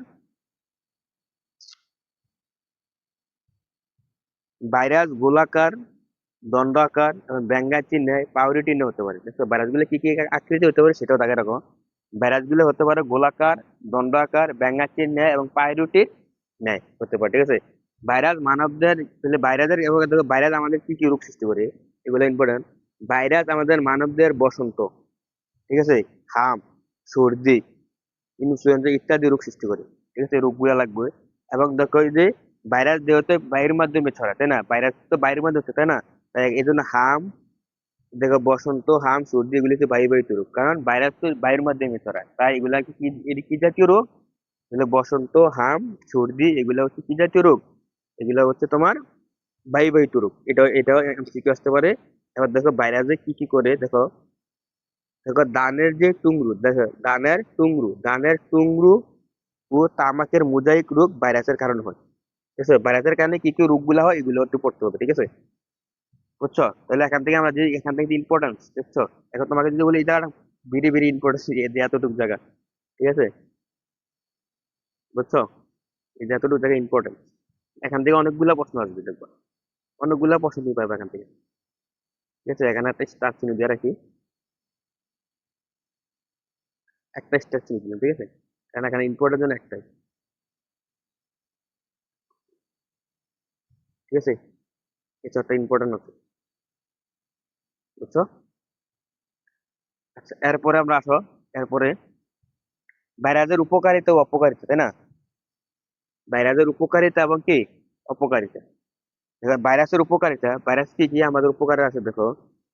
বিভিন্ন রোগের যেমন বসন্ত, দেখো ভাইরাসের যে উপকারিতা গুলো দেখো, ভাইরাসের উপকারিতা বিভিন্ন রোগের যেমন বসন্ত, পোলিও, ওকে প্লেগের টিকা ভাইরাস থেকে কি হয়, তৈরি হয়। এই ভাইরাসের উপকারিতা গুলো তৈরি দেখো, বসন্ত, পোলিও ও প্লেগের টিকা ভাইরাস থেকে তৈরি হয়। এবং দেখো জিনগত দেখো, জিন প্রকৌশলীয় ভাইরাস ব্যবহার করা হয়। এখন জিন প্রকৌশল, সব প্রকৌশল বুঝুন, জিন প্রকৌশল কি হয়, ভাইরাস ব্যবহৃত হয়। এখন জিন প্রকৌশল মানে কি? জিন প্রকৌশলী হচ্ছে তোমাদের যে বিএসসি বা অনার্স যারা করে, যারা জেনেটিক ইঞ্জিনিয়ারিং নিয়ে পড়ে, ঠিক আছে, তাদেরকে জিন প্রকৌশল, ওইখানে কি হয়, যারা মনে করো জেনেটিক ইঞ্জিনিয়ারিং নিয়ে পড়ালেখা করে না, ওইখানে তোমাদের কি হয়, অনেকগুলো পরীক্ষা নিরীক্ষা আছে, ওইখানে দেখা যাচ্ছে যে ভাইরাস ব্যবহার করা হয়। বুঝছো? কিছু কিছু ভাইরাস দেখো, কিছু ভাইরাস ব্যাকটেরিয়া জনিত রোগের প্রতিরোধের সহায়তা দেখো। কিছু কিছু ভাইরাস আছে দেখো, আবার কিছু কিছু ভাইরাস আমরা কি জানি উপকার আছে, দেখো কি করে দেখো, ওরা হচ্ছে কিছু ভাইরাস আছে যে ব্যাকটেরিয়া জনিত রোগের প্রতিরোধ প্রতিরোধ সহায়তা করে থাকে। বুঝছো? তো কিছু কিছু ভাইরাস আছে কি ব্যাকটেরিয়া জনিত রোগের প্রতিরোধের সহায়তাও করে। বুঝছো? তাহলে ভাইরাস কিন্তু উপকারিতাও আছে, ঠিক আছে, ভাইরাস কিন্তু আমাদের উপকারও করে। আবার দেখো ভাইরাস কিন্তু আমাদের অপকারও করে, দেখো ভাইরাসের আগে অপকারিতা দেখো। এই যে ভাইরাস, যদি কোভিড-19 আমাদের করোনা ভাইরাস, এটা কি, এটাকে আমরা অপকার করলো না? ভাইরাসের কিছু উপকারিতা আছে আর ভাইরাসের কিছু কি অপকারিতা আছে। যেমন কোভিড-19, তারপর হচ্ছে বসন্ত, হাম, হ্যাঁ, জলাতঙ্ক, ইডস ইত্যাদি রোগ সৃষ্টি করে ভাইরাস। দেখছো ভাইরাস কিন্তু অনেকগুলা রোগ আবার সৃষ্টি করতেছে। আবার ধর উদ্ভিদের দেহের রোগ, যেমন উদ্ভিদের দেহ কি করে, উদ্ভিদের দেহ বিভিন্ন রোগ দেখো, উদ্ভিদের বিভিন্ন রোগ যেমন তামাকের মুজাইক রোগ, ধানের যে টুংরু রোগ ইত্যাদি, এগুলো কিসের মাধ্যমে সৃষ্টি হয়, ভাইরাসের মাধ্যমে সৃষ্টি হয়। দেখছো? তাহলে ভাইরাসের উপকারিতা আছে, অপকারিতা আছে। বুঝছো? আমরা এখন যে জিনিসটা নিয়ে পড়লাম সেটা হচ্ছে, এতক্ষণ আমরা যা নিয়ে পড়ছি সেটা হচ্ছে ভাইরাস। এরপরে যে আরেকটা অনুজীব নিয়ে আলোচনা করা হচ্ছে, সেটা হচ্ছে কি ব্যাকটেরিয়া। সেটা হচ্ছে কি ব্যাকটেরিয়া। এখন আমরা কি নিয়ে আলোচনা করবো, ব্যাকটেরিয়া আলোচনা করবো। এতক্ষণ আমরা কি নিয়ে আলোচনা করছি, এতক্ষণ আমরা একটা অনুজীব নিয়ে আলোচনা করছি, সেই অনুজীবটার নাম হচ্ছে ভাইরাস। এখন আমরা আর একটা অনুজীব নিয়ে আলোচনা করবো, সেটা হচ্ছে কি ব্যাকটেরিয়া। ঠিক আছে, এখন ব্যাকটেরিয়া অনুজীবটা নিয়ে আমরা এখন আলোচনা করবো। এখন ভাইরাসের দেখছো উপকারিতা অপকারিতা গুলা, তুমি চিন্তা করছো ভাইরাসের উপকারিতা এবং অপকারিতা, এবং ভাইরাসের যে আকার আকৃতি, ঠিক আছে, এগুলো কিন্তু খুব ইম্পর্টেন্ট। আর এখান থেকে যেই পড়ছি ভাইরাসের যে গঠনটা দেখছো, এখানে হচ্ছে ভাইরাসের গঠন দেওয়া আছে, ভাইরাস কি দিয়ে তৈরি, ঠিক আছে, খুব ইম্পর্টেন্ট। ভাইরাসের পার্টটা খুব ইম্পর্টেন্ট। বুঝছো? এখন আমরা আরেকটা জিনিস, এখন ভাইরাস নিয়ে পড়ছি, এখন আমরা কি নিয়ে পড়বো, ব্যাকটেরিয়া। এখন থেকে আমরা ব্যাকটেরিয়া নিয়ে পড়ি। তুমি দেখো তোমাদের যে মেইন বইটা কিন্তু আমি একেবারে ধরে ধরে বুঝিয়ে বুঝিয়ে পড়াইতেছি। বুঝছো? তোমাদেরকে মেইন বইটা একেবারে ধরে ধরে বুঝিয়ে পড়ানো, এই কারণে তোমাদের বুঝিয়ে পড়াচ্ছি। দেখো তোমরা এখন সপ্তম শ্রেণীতে পড়ো, এখন তোমরা যখন বড় ক্লাসে উঠবা, তোমরা যদি এই জিনিসগুলো না বোঝো, ভালোভাবে বিজ্ঞান বই যদি ভালোভাবে আয়ত্ত করে না যাও, তাহলে তোমরা বড় হইলে উপরের ক্লাসে যখন নিবা, যখন ডান্স নিবা, তখন বায়োলজি পড়তে যাবা, তখন তোমরা বুঝবা যে কতটা তোমাদের কাছে ইজি লাগবে। কারণ তোমরা এখন অনেকটা ভালো কনসেপ্ট ভালোভাবে বুঝে বুঝে যাইতেছো। বুঝছো? অনেক উপকার হয়ে, বুঝছো, যদি তোমরা ভালো কিছু করতে পারো, আমার ক্লাসটা দেখে তোমরা ভালো যদি উপকৃত হতে পারো, সেই জন্য তোমাদের এই ক্লাসগুলো নেওয়া। আর আমি তোমাদেরকে ভেঙে ভেঙে এই জন্যই বুঝাচ্ছি যে তোমরা ভালো বুঝতে পারো। আর দেখো আমি কিন্তু পাশাপাশি একটা পার্ট পড়াইতেছি, একটা পার্টের পাশাপাশি কিন্তু আমি আবার কি করতেছি, নৈবিত্তিক গুলোও পড়াইতেছি। এবং তোমাদেরকে আমি দাগেও দিচ্ছি যে কোন লাইনগুলো বেশি ইম্পর্টেন্স। বুঝছো? শুধু জাস্ট ধৈর্য ধরে আমার ক্লাসটা করো এবং আমার ক্লাসটা দেখো। আমি কিন্তু মূল পাঠ্য বইটাকে ব্যাখ্যা করতেছি, মূল পাঠ্য বইটার পাশাপাশি তোমাদেরকে সিকিউ গুলো সলভ করা, এমসিকিউ গুলো সলভ করে দিচ্ছি। তাহলে আর কি লাগে, তোমরা এক ক্লাসে সিকিউ এমসিকিউ সংক্ষিপ্ত ভাবে সবগুলা পেয়ে যেতেছো এক ক্লাসে, এতটুকু তাই না? ইনশাল্লাহ। ঠিক আছে, ইনশাল্লাহ তোমরা ভালো কিছু করতে পারবো আমার ক্লাসগুলো দেখে। ঠিক আছে, শুধু জাস্ট ক্লাসগুলো ধৈর্য ধরে দেখো, আর আমার কনসেপ্ট গুলো একটু বোঝো। ঠিক আছে, মেন পাঠ্য বইটার যে কনসেপ্ট গুলো বোঝো, তোমাকে তো আরো ইজি লাগবে। বুঝছো? এরপর হ্যাঁ, আচ্ছা এখন না তাহলে আমরা কি নিয়ে পড়বো, আর একটা অনুজীব নিয়ে পড়ছি। অনুজীবটার নাম হচ্ছে কি ব্যাকটেরিয়া, কারণ আমরা ব্যাকটেরিয়া নিয়ে পড়বো। ঠিক আছে,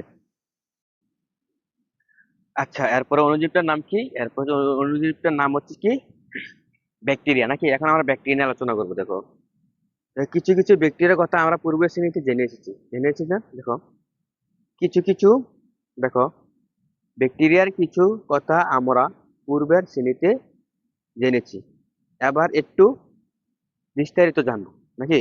ব্যাকটেরিয়া হলো আদি নিউক্লিয়াস যুক্ত, তাহলে ব্যাকটেরিয়া কি, ব্যাকটেরিয়া হচ্ছে আদি নিউক্লিয়াস যুক্ত অসবুজ এবং এককোষী অণুজীব।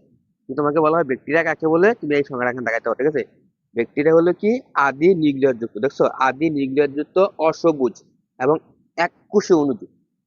দেখছো, এক নম্বর হচ্ছে কি এরা আদি, আমরা জানি ব্যাকটেরিয়া হচ্ছে আদি কোষী, এরা হচ্ছে আদি নিউক্লিয়াস যুক্ত। বুঝছো, আদি কথাটা এখন দিকে আসছে। আমরা জানি ব্যাকটেরিয়া হচ্ছে আদি নিউক্লিয়াস যুক্ত অসবুজ। অসবুজ মানে কি, মানে অসবুজ মানে এদের কোনো নাই, কোনো ক্লোরোপ্লাস্ট নেই। ঠিক আছে, ক্লোরোপ্লাস্ট নাই। ঠিক আছে, তাই এরা নিজের খাদ্য নিজে তৈরি করতে পারে। অসবুজ মানে এদের ক্লোরোফিল নাই, যে কারণে এদের কি থাকে না, এরা নিজের খাদ্য নিজে তৈরি করতে পারবে না। ঠিক আছে, অসবুজ এককোষী কি অনুবীক্ষণিক কি অনুবীক্ষণিক জীব। বুঝছো, ব্যাকটেরিয়া হচ্ছে আদিকোষী নিউক্লিয়াস যুক্ত অসবুজ এককোষী অনুবীক্ষণিক জীব। ঠিক আছে, এটা হচ্ছে ব্যাকটেরিয়ার সংজ্ঞা, তুমি এখানে দেখাতে পারো। এবার দেখো ব্যাকটেরিয়া, ব্যাকটেরিয়া দেখো বিজ্ঞানী অ্যান্টনি ফন কি অ্যান্টনি ফন নিউয়েনহুক সর্বপ্রথম ব্যাকটেরিয়া দেখতে পান। ব্যাকটেরিয়া কে দেখতে পান, ব্যাকটেরিয়া দেখতে পান বিজ্ঞানী অ্যান্টনি ফন নিউয়েনহুক সর্বপ্রথম কি করতে পারেন, তিনি এই ব্যাকটেরিয়া দেখতে পান। তিনি এই ব্যাকটেরিয়ার কোষগুলা, তিনি এই ব্যাকটেরিয়া তিনি দেখছেন, তিনি এই ব্যাকটেরিয়ার কোষগুলা গোলাকার, দণ্ডাকার, কর্মাকার, পেঁচানো ইত্যাদি নানা ধরনের দেখতে পাচ্ছেন। দেখো ব্যাকটেরিয়া কিন্তু অনেক রকমের দেখতে পাচ্ছেন তিনি। তিনি কি কি দেখতে পাচ্ছেন, তিনি গোলাকার দেখতে পাচ্ছেন, দণ্ডাকার দেখতে পাচ্ছেন, কমা আকার এবং পেঁচানো ইত্যাদি নানা ধরনের তিনি কি দেখতে পাচ্ছেন। এবং দেহের আকার আকৃতির ভিত্তির দেখো তিনি কি করছেন, এই দেহের এই যে ব্যাকটেরিয়া গুলা, ব্যাকটেরিয়া দেহের আকার আকৃতির ভিত্তি ভিত্তির একক রূপে শ্রেণীবদ্ধ তিনি করছেন। ঠিক আছে, শ্রেণীবদ্ধ করা হয়। বুঝছো, মানে দেহের আকার আকৃতির ভিত্তিতে কি একে নিম্ন রূপে শ্রেণীবদ্ধ করা হয়েছে। ব্যাকটেরিয়া কিন্তু গোলাকার, দণ্ডাকার, কমাকার বা পেঁচানো ইত্যাদি নানা ধরনের হতে পারে। বুঝছো, আর এই আকারের উপর ভিত্তি করে কিন্তু কি করছেন, তিনি অনেকগুলা শ্রেণীবদ্ধ করছেন। যেমন একটা একটা আকারের নাম দিচ্ছেন কি আকার, কক্কাস। কি নাম দিচ্ছেন, কক্কাস। যেমন ধরো কক্কাস কারা, দেখো আমার হাত কলমটা আছে নাই। আচ্ছা দেখো হ্যাঁ, কক্কাস কি, কক্কাস কয়ের মধ্যে আছে কি কক্কাস। কক্কাস কারা, কক্কাস হচ্ছে কোন কোন ব্যাকটেরিয়া, দেখো কোন কোন ব্যাকটেরিয়া, কোন কোন ব্যাকটেরিয়ার কোষের আকৃতি গোলাকার, এরা হচ্ছে কক্কাস ব্যাকটেরিয়া। তাহলে কি বুঝতে পারলাম আমরা, যে যে ব্যাকটেরিয়ার কোষগুলোর আকৃতি গোলাকার হয়, কি আকার হয়, গোলাকার হয়, তারা হচ্ছে কি কক্কাস ব্যাকটেরিয়া। এরা কি করতে পারে, দেখো কক্কাস ব্যাকটেরিয়া গুলা এরা দলবদ্ধ ভাবে মানে এরা একক বা দলবদ্ধ ভাবে থাকতে পারে। যেমন কি নিউমোনিয়া হচ্ছে এই ব্যাকটেরিয়ার কারণ, রোগের কারণ। বুঝছো, তাহলে দেখো এখানে আমি কি বলছি, গাঢ় হয়ে গেছি। তাহলে এরা কি করতে পারে, দলবদ্ধ ভাবে বা একক ভাবে কি করে এরা এরা বসবাস করতে পারে। ঠিক আছে, আর নিউমোনিয়া রোগ হয় দেখো নিউমোনিয়া এখানে থেকে ইম্পর্টেন্ট যেটা, ঠিক আছে, সেটা হচ্ছে কি দেখো, দেখো নিউমোনিয়া রোগ সৃষ্টিকারী ব্যাকটেরিয়া। দেখছো, নিউমোনিয়া রোগ সৃষ্টিকারী ব্যাকটেরিয়ার নাম হচ্ছে কি কক্কাস। এটা কিন্তু ইম্পর্টেন্ট একটা এমসিকিউ প্রশ্ন। ঠিক আছে, এবং ব্যাকটেরিয়া আর কক্কাস ব্যাকটেরিয়া দেখতে কি আকার, কক্কাস কক্কাস ব্যাকটেরিয়া দেখতে হচ্ছে গোলাকার। বুঝছো, এরা এককভাবে বা দলবদ্ধভাবে খেতে হয় বসে। দেখো দেখো এখানে একটা কক্কাস ব্যাকটেরিয়া চিত্র দেওয়া আছে, কক্কাস। দেখো এরা কি করতেছে, দেখছো এরা গোল গোল গোল গোল, দেখছো এদেরকে দেখতে গোল গোল লাগে না, এদেরকে দেখতে দেখো, এদেরকে দেখতে গোল গোল গোল গোল দেখো, এরা একক ভাবে থাকতে পারে, আবার এরা কি করতে পারে, দলবদ্ধ ভাবেও কি করতে পারে, ওরা বসবাস করতে পারে, বুঝছো? এটা এখানে কক্কাস ব্যাকটেরিয়ার কথা বলা হয়েছে। তারপরে দেখো, তারপরে 2 নম্বরে যেটা বলা হচ্ছে, 2 নম্বরে হচ্ছে কি, 2 নম্বরে হচ্ছে বেসিলাস। বেসিলাস কারা? এদের দেখতে লম্বা দণ্ডের নেয়। এদের দেখতে কিসের মতো লাগে? এদের দেখতে লম্বা দণ্ডের নেয়। এবং কি ধনুষ্টাঙ্কার, দেখো ধনুষ্টাঙ্কর এবং রক্তামশায়। ধনুষ্টাঙ্কর, দেখো ধনুষ্টাঙ্কার এবং রক্তামশায় ইত্যাদি রোগ এরা সৃষ্টি করে, দেখছো? তাহলে বেসিলাস ব্যাকটেরিয়া কি কি রোগ সৃষ্টি করে? বেসিলাস ব্যাকটেরিয়া হচ্ছে ধনুষ্টাঙ্কর, ধনুষ্টাঙ্কার এবং রক্তমাশা, ঠিক আছে? ধনুষ্টাঙ্কার হবে, ঠিক আছে? ধনুষ্টাঙ্কার এবং রক্তামাশা, ঠিক আছে? রক্তামাশা যেটা বলে ইত্যাদি কি করে সৃষ্টি করে। এরপরে এরা দেখতে কি আসে, তাহলে বেসিলাস ব্যাকটেরিয়া দেখতে কিসের মতন? লম্বা দণ্ডের নাই। 4 নম্বর হচ্ছে কি কমা, সরি ঘর নাম্বার হচ্ছে কি কমা। কমা কি? এরা বাঁকা দণ্ডের নেয়। কমা গুলো কি? এরা হচ্ছে বাঁকা দণ্ডের ন্যায় আকৃতির ব্যাকটেরিয়া, দেখছো? তো মানুষের, তাহলে এটা সবচেয়ে গুরুত্বপূর্ণ হচ্ছে এই যে কমা ব্যাকটেরিয়াটা কি করে, এই কমা ব্যাকটেরিয়াটা হচ্ছে মানুষের যে কলেরা রোগের ব্যাকটেরিয়া। তো মানুষের কলেরা রোগের ব্যাকটেরিয়া এই ধরনের, বুঝছো? যে মানুষের যখন কলেরা রোগ হয়, এই কলেরা রোগের যে ব্যাকটেরিয়া গুলা কারণে কলেরা রোগ হয়, এই ব্যাকটেরিয়া দেখতে কি আকার? কমা আকার, ঠিক আছে? তারপরে হচ্ছে কি,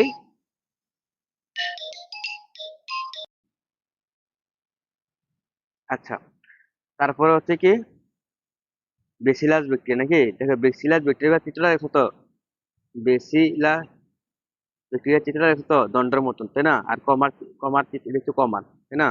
তারপর দেখো ঘর নাম্বার দেখো কি বলছে। ঘর নাম্বার যে ব্যাকটেরিয়া সেটা হচ্ছে কি স্পাইরিলাম। স্পাইরিলাম, নাকি? এই ধরনের ব্যাকটেরিয়ার আকৃতি কিসের মতন হয়? পেঁচানো হয়, ঠিক আছে? আকৃতি কিসের মতন? পেঁচানো, ঠিক আছে? এটা একটু মনে রাখো।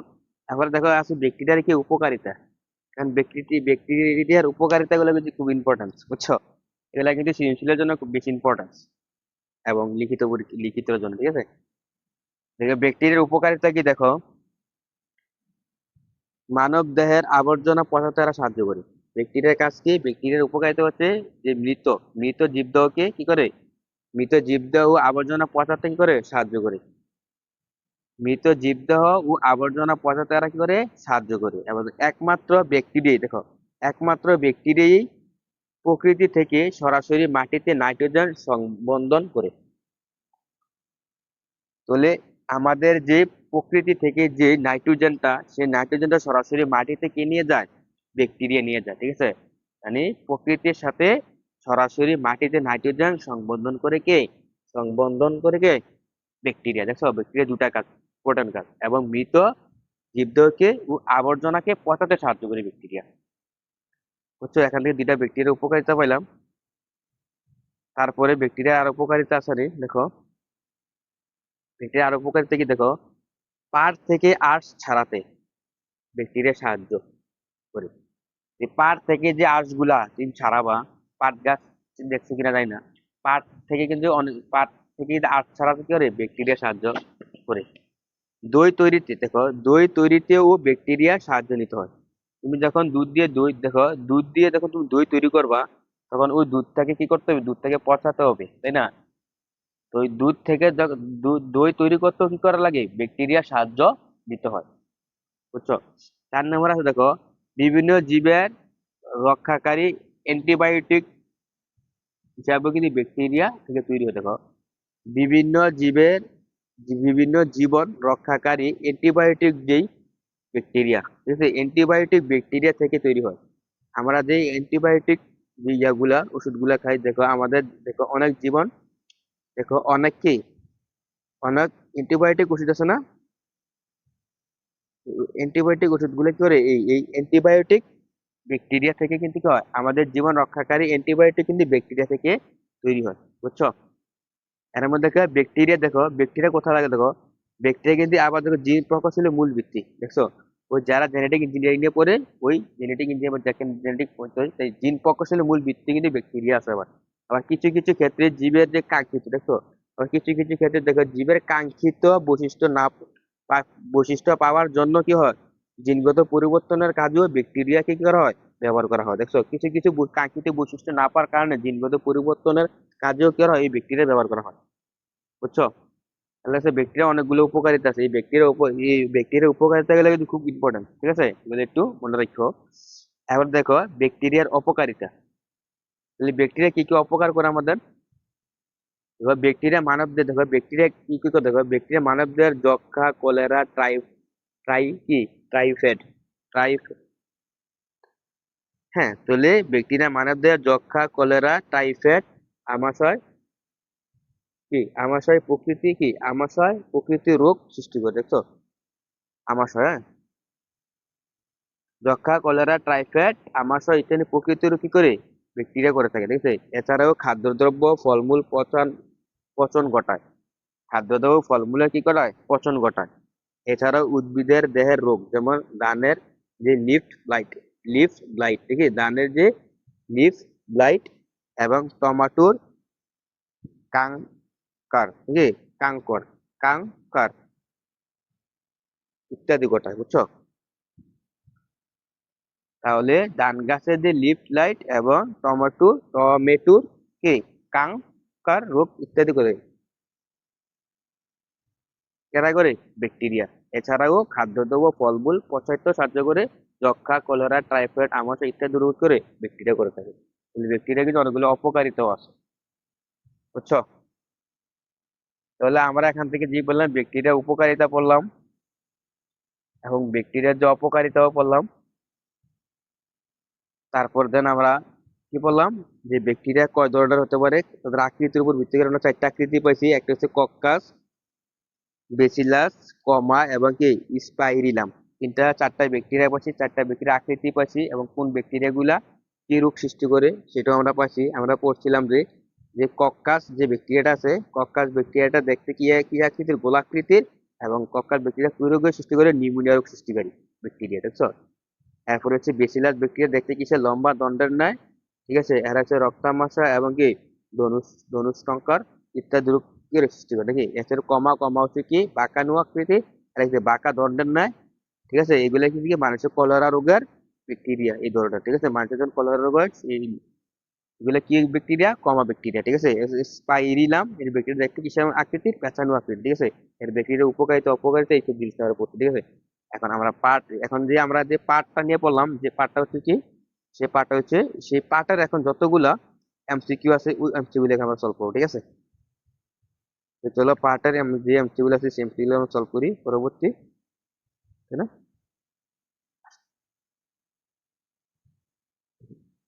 তাহলে আমরা যে পার্টটা এতক্ষণ পড়ছিলাম সে পার্টটা হচ্ছে কি ভাইরাস ও ব্যাকটেরিয়ার পার্টটা পড়ছিলাম, তাই না। আবার আসো, নিচের কোন অণুজীব সংস্পর্শে তন্তু তন্তু বিদ্যমান, নাকি কি বলছে দেখো, 17 দেখো, নিচের কোনটি অণুজীবের সংস্পর্শে তন্তু বিদ্যমান, সেটা হচ্ছে কি ব্যাকটেরিয়া ফার্স্ট, ঠিক আছে, সেটা হচ্ছে ব্যাকটেরিয়া ফার্স্ট। মনে রাখো এটা তোমাদের বইয়ে নাই, ঠিক আছে, এটা আউট, ঠিক আছে, এটা কি লাগবা, ব্যাকটেরিয়া ফার্স্ট। নিচের কোনটি নিউক্লিক অ্যাসিড ও প্রোটিন দিয়ে তৈরি। তা আমরা জানি যে নিউক্লিক অ্যাসিড এবং প্রোটিন দিয়ে তৈরি হচ্ছে, সেটা হচ্ছে ভাইরাস।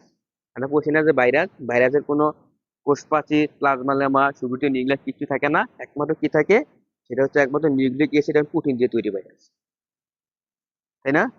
এবার আসো, এরপরটা 19 নম্বর দেখা হচ্ছে হাম ও দানের টুংরু রোগ সৃষ্টি করে কোন অণুজীব। ঘাম ও দানের টুংরু রোগ সৃষ্টি করে ভাইরাস। আমরা বলছি ভাইরাস হচ্ছে কি এই ধরনের রোগগুলা করে। নিচের কোনটি গোলাকৃতির ব্যাকটেরিয়া, আমরা জানি গোলাকৃতির ব্যাকটেরিয়া হচ্ছে কি কক্কাস, ঠিক আছে। আর কম আকৃতির ব্যাকটেরিয়া বা ভাইরাস হচ্ছে কি, তাহলে আমরা পড়ছি না নিচের কোনটি গোলাকৃতির ব্যাকটেরিয়া, সেটা হচ্ছে কি কক্কাস, আমরা কিন্তু পড়ছিলাম, আমি কিন্তু পাইছিলাম। বুঝছো? এই যে আমরা এখানে পাইছিলাম যে কক্কাস কিসের কিসের গোলাকৃতির। বুঝছো? ক্লাস সংখ্যা প্রায় 1 ঘন্টা হয়ে গেছে, এবার একটু বড় করে টান দিব, ঠিক আছে। এত আস্তে দিলে আর ষোলো ষোলো করলে ক্লাস সংখ্যা অনেক বেড়ে যাবে। ঠিক আছে, আচ্ছা, তারপর দেখো আমরা আর একটু আর দেখো দণ্ডের ন্যায় আকৃতির ব্যাকটেরিয়ার নাম কোনটা? ওকে, দেখো দণ্ডের ন্যায় আকৃতির ব্যাকটেরিয়ার নাম হচ্ছে, আমরা বলছি কি বেসিলাস ছিলাম, ঠিক আছে, হচ্ছে কি বেসিলাস।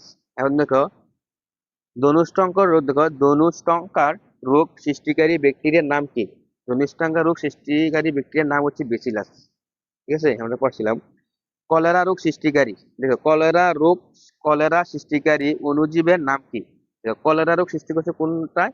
আমরা জানি যে যে কমা নামক যে ব্যাকটেরিয়াটা ছিল, সেই ব্যাকটেরিয়াটা কি কি সৃষ্টি করছে? কলেরা রোগ সৃষ্টিকারী ব্যাকটেরিয়া জানতে পারছিলাম। আর দেখো মৃত জীবদেহ, দেখো 24 নম্বরে দেখো, মৃত জীবদেহ ও অজৈব আবর্জনা পচাতে, কি বলছে? মৃত জীবদেহ ও জৈব আবর্জনা পচাতে সাহায্য করে কে? সেটা হচ্ছে কি ব্যাকটেরিয়া। আমরা জানি ব্যাকটেরিয়া সেগুলো পচাতে সাহায্য করে, তাই না? এটা হচ্ছে ব্যাকটেরিয়া। তারপরে দেখো পাট থেকে আর্ট ছড়াতে সাহায্য করে কোন অণুজীব? একই কথায়, সেটা হচ্ছে কি ব্যাকটেরিয়া, এটাও ব্যাকটেরিয়া। বুঝছো? পারবা, মূল পাঠ্য বই পারলে সব পারা যায়, ঠিক আছে। এবার দেখো নিচের কোনটি থেকে জীবন রক্ষাকারী অ্যান্টিবায়োটিক তৈরি হয়? একই তো কথা। দেখো নিচের কোনটি থেকে জীবন রক্ষাকারী অ্যান্টিবায়োটিক তৈরি হয়? সেটা হচ্ছে ব্যাকটেরিয়া। এখন দেখো এমিবা তো আর ব্যাকটেরিয়া না, শৈবাল ও ছত্রাক, ঠিক আছে। তাহলে এখানে দেখো বেসিলাস, বেসিলাস কিন্তু এটা ব্যাকটেরিয়ার নাম। তাহলে এটা কি হবে? এটা বেসিলাস হবে, ঠিক আছে, কারণ অ্যান্টিবায়োটিক পাওয়া যায় ব্যাকটেরিয়া থেকে। তাহলে 27 নম্বরটা দেখো, নিচের কোনটি ভাইরাসে আছে? ভাইরাস কি? আমরা জানি কোষপ্রাচীর, সাইটোপ্লাজম এবং প্রোটিন এবং প্লাজমালামা। আমরা জানি যে কোষপ্রাচীর, সাইটোপ্লাজম, প্লাজমালামা এগুলো হচ্ছে ব্যাকটেরিয়াতে নাই। একমাত্র ব্যাকটেরিয়ার গঠনে আমরা পাচ্ছি প্রোটিনের কি আবরণ, আর কি হচ্ছে কি ডিএনএ, তাই না? প্রোটিনের আবরণ আর নিউক্লিক অ্যাসিড পাইছি। আমরা এটা অ্যান্সার কোনটা হবে? প্রোটিন, ঠিক আছে। না আমিষ আর প্রোটিন একই কথা, আমিষের আবরণ মানে প্রোটিনের কথাই বুঝে নিয়েছে। ঠিক আছে, প্রোটিন প্রোটিন হচ্ছে ইংলিশ শব্দ, আর আমিষ হচ্ছে বাংলা, ঠিক আছে। আচ্ছা, জীব দেহের বাইরে, কি বলছে দেখো, জীব দেহের বাইরে জীবনের লক্ষ্য প্রকাশ করে না কোনটি? তো জীব দেহের বাইরে, আমরা জানি জীব দেহের বাইরে জীবনের লক্ষ্য প্রকাশ করতে পারে না একমাত্র ভাইরাস, কারণ ভাইরাস হচ্ছে এরকম একটা জিনিস যে কি ভাইরাস হচ্ছে কি পরজীবী, ঠিক আছে, এরা অন্য জীবের উপর নির্ভরশীল। একমাত্র ভাইরাস কি করে না, জীব দেহের বাইরে জীবন লক্ষণ প্রকাশ করতে পারে না। এবার বলছে যে তামাকের মোজাইক রোগ কোন অণুজীবের কারণে ঘটে? তো তামাকের মোজাইক রোগ ভাইরাসের, সেটা হবে ভাইরাসের কারণে ঘটে, ঠিক আছে, ভাইরাসের কারণে। কোন ব্যাকটেরিয়ার আকৃতি পেঁচানো? কোন ব্যাকটেরিয়ার আকৃতি পেঁচানো? এটাকে আমরা পাশে দিই স্পাইলাম, স্পাইরিলাম, ঠিক আছে। তারপর দেখো নিচের কোন রোগটি ব্যাকটেরিয়া দ্বারা সৃষ্টি হয়? কি বলছে 31 নম্বর, কি বলছে? নিচের কোন রোগটি ব্যাকটেরিয়া দ্বারা সৃষ্টি হয়? ব্যাকটেরিয়া দ্বারা সৃষ্টি হয় কোন রোগটি? এগুলো হচ্ছে বাইরে, এটা এটা কোনটা হবে? এটা হচ্ছে ধনুষ্টঙ্কার, ঠিক আছে, এটা হবে ধনুষ্টঙ্কার।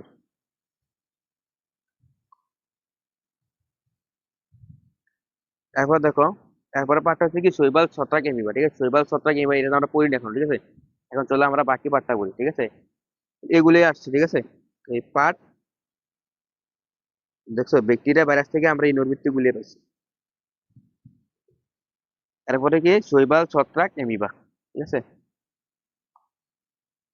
চলো তারপরে,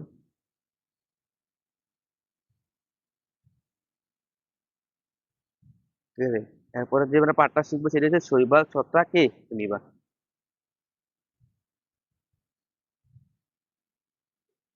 মুক্তি বলতেছি।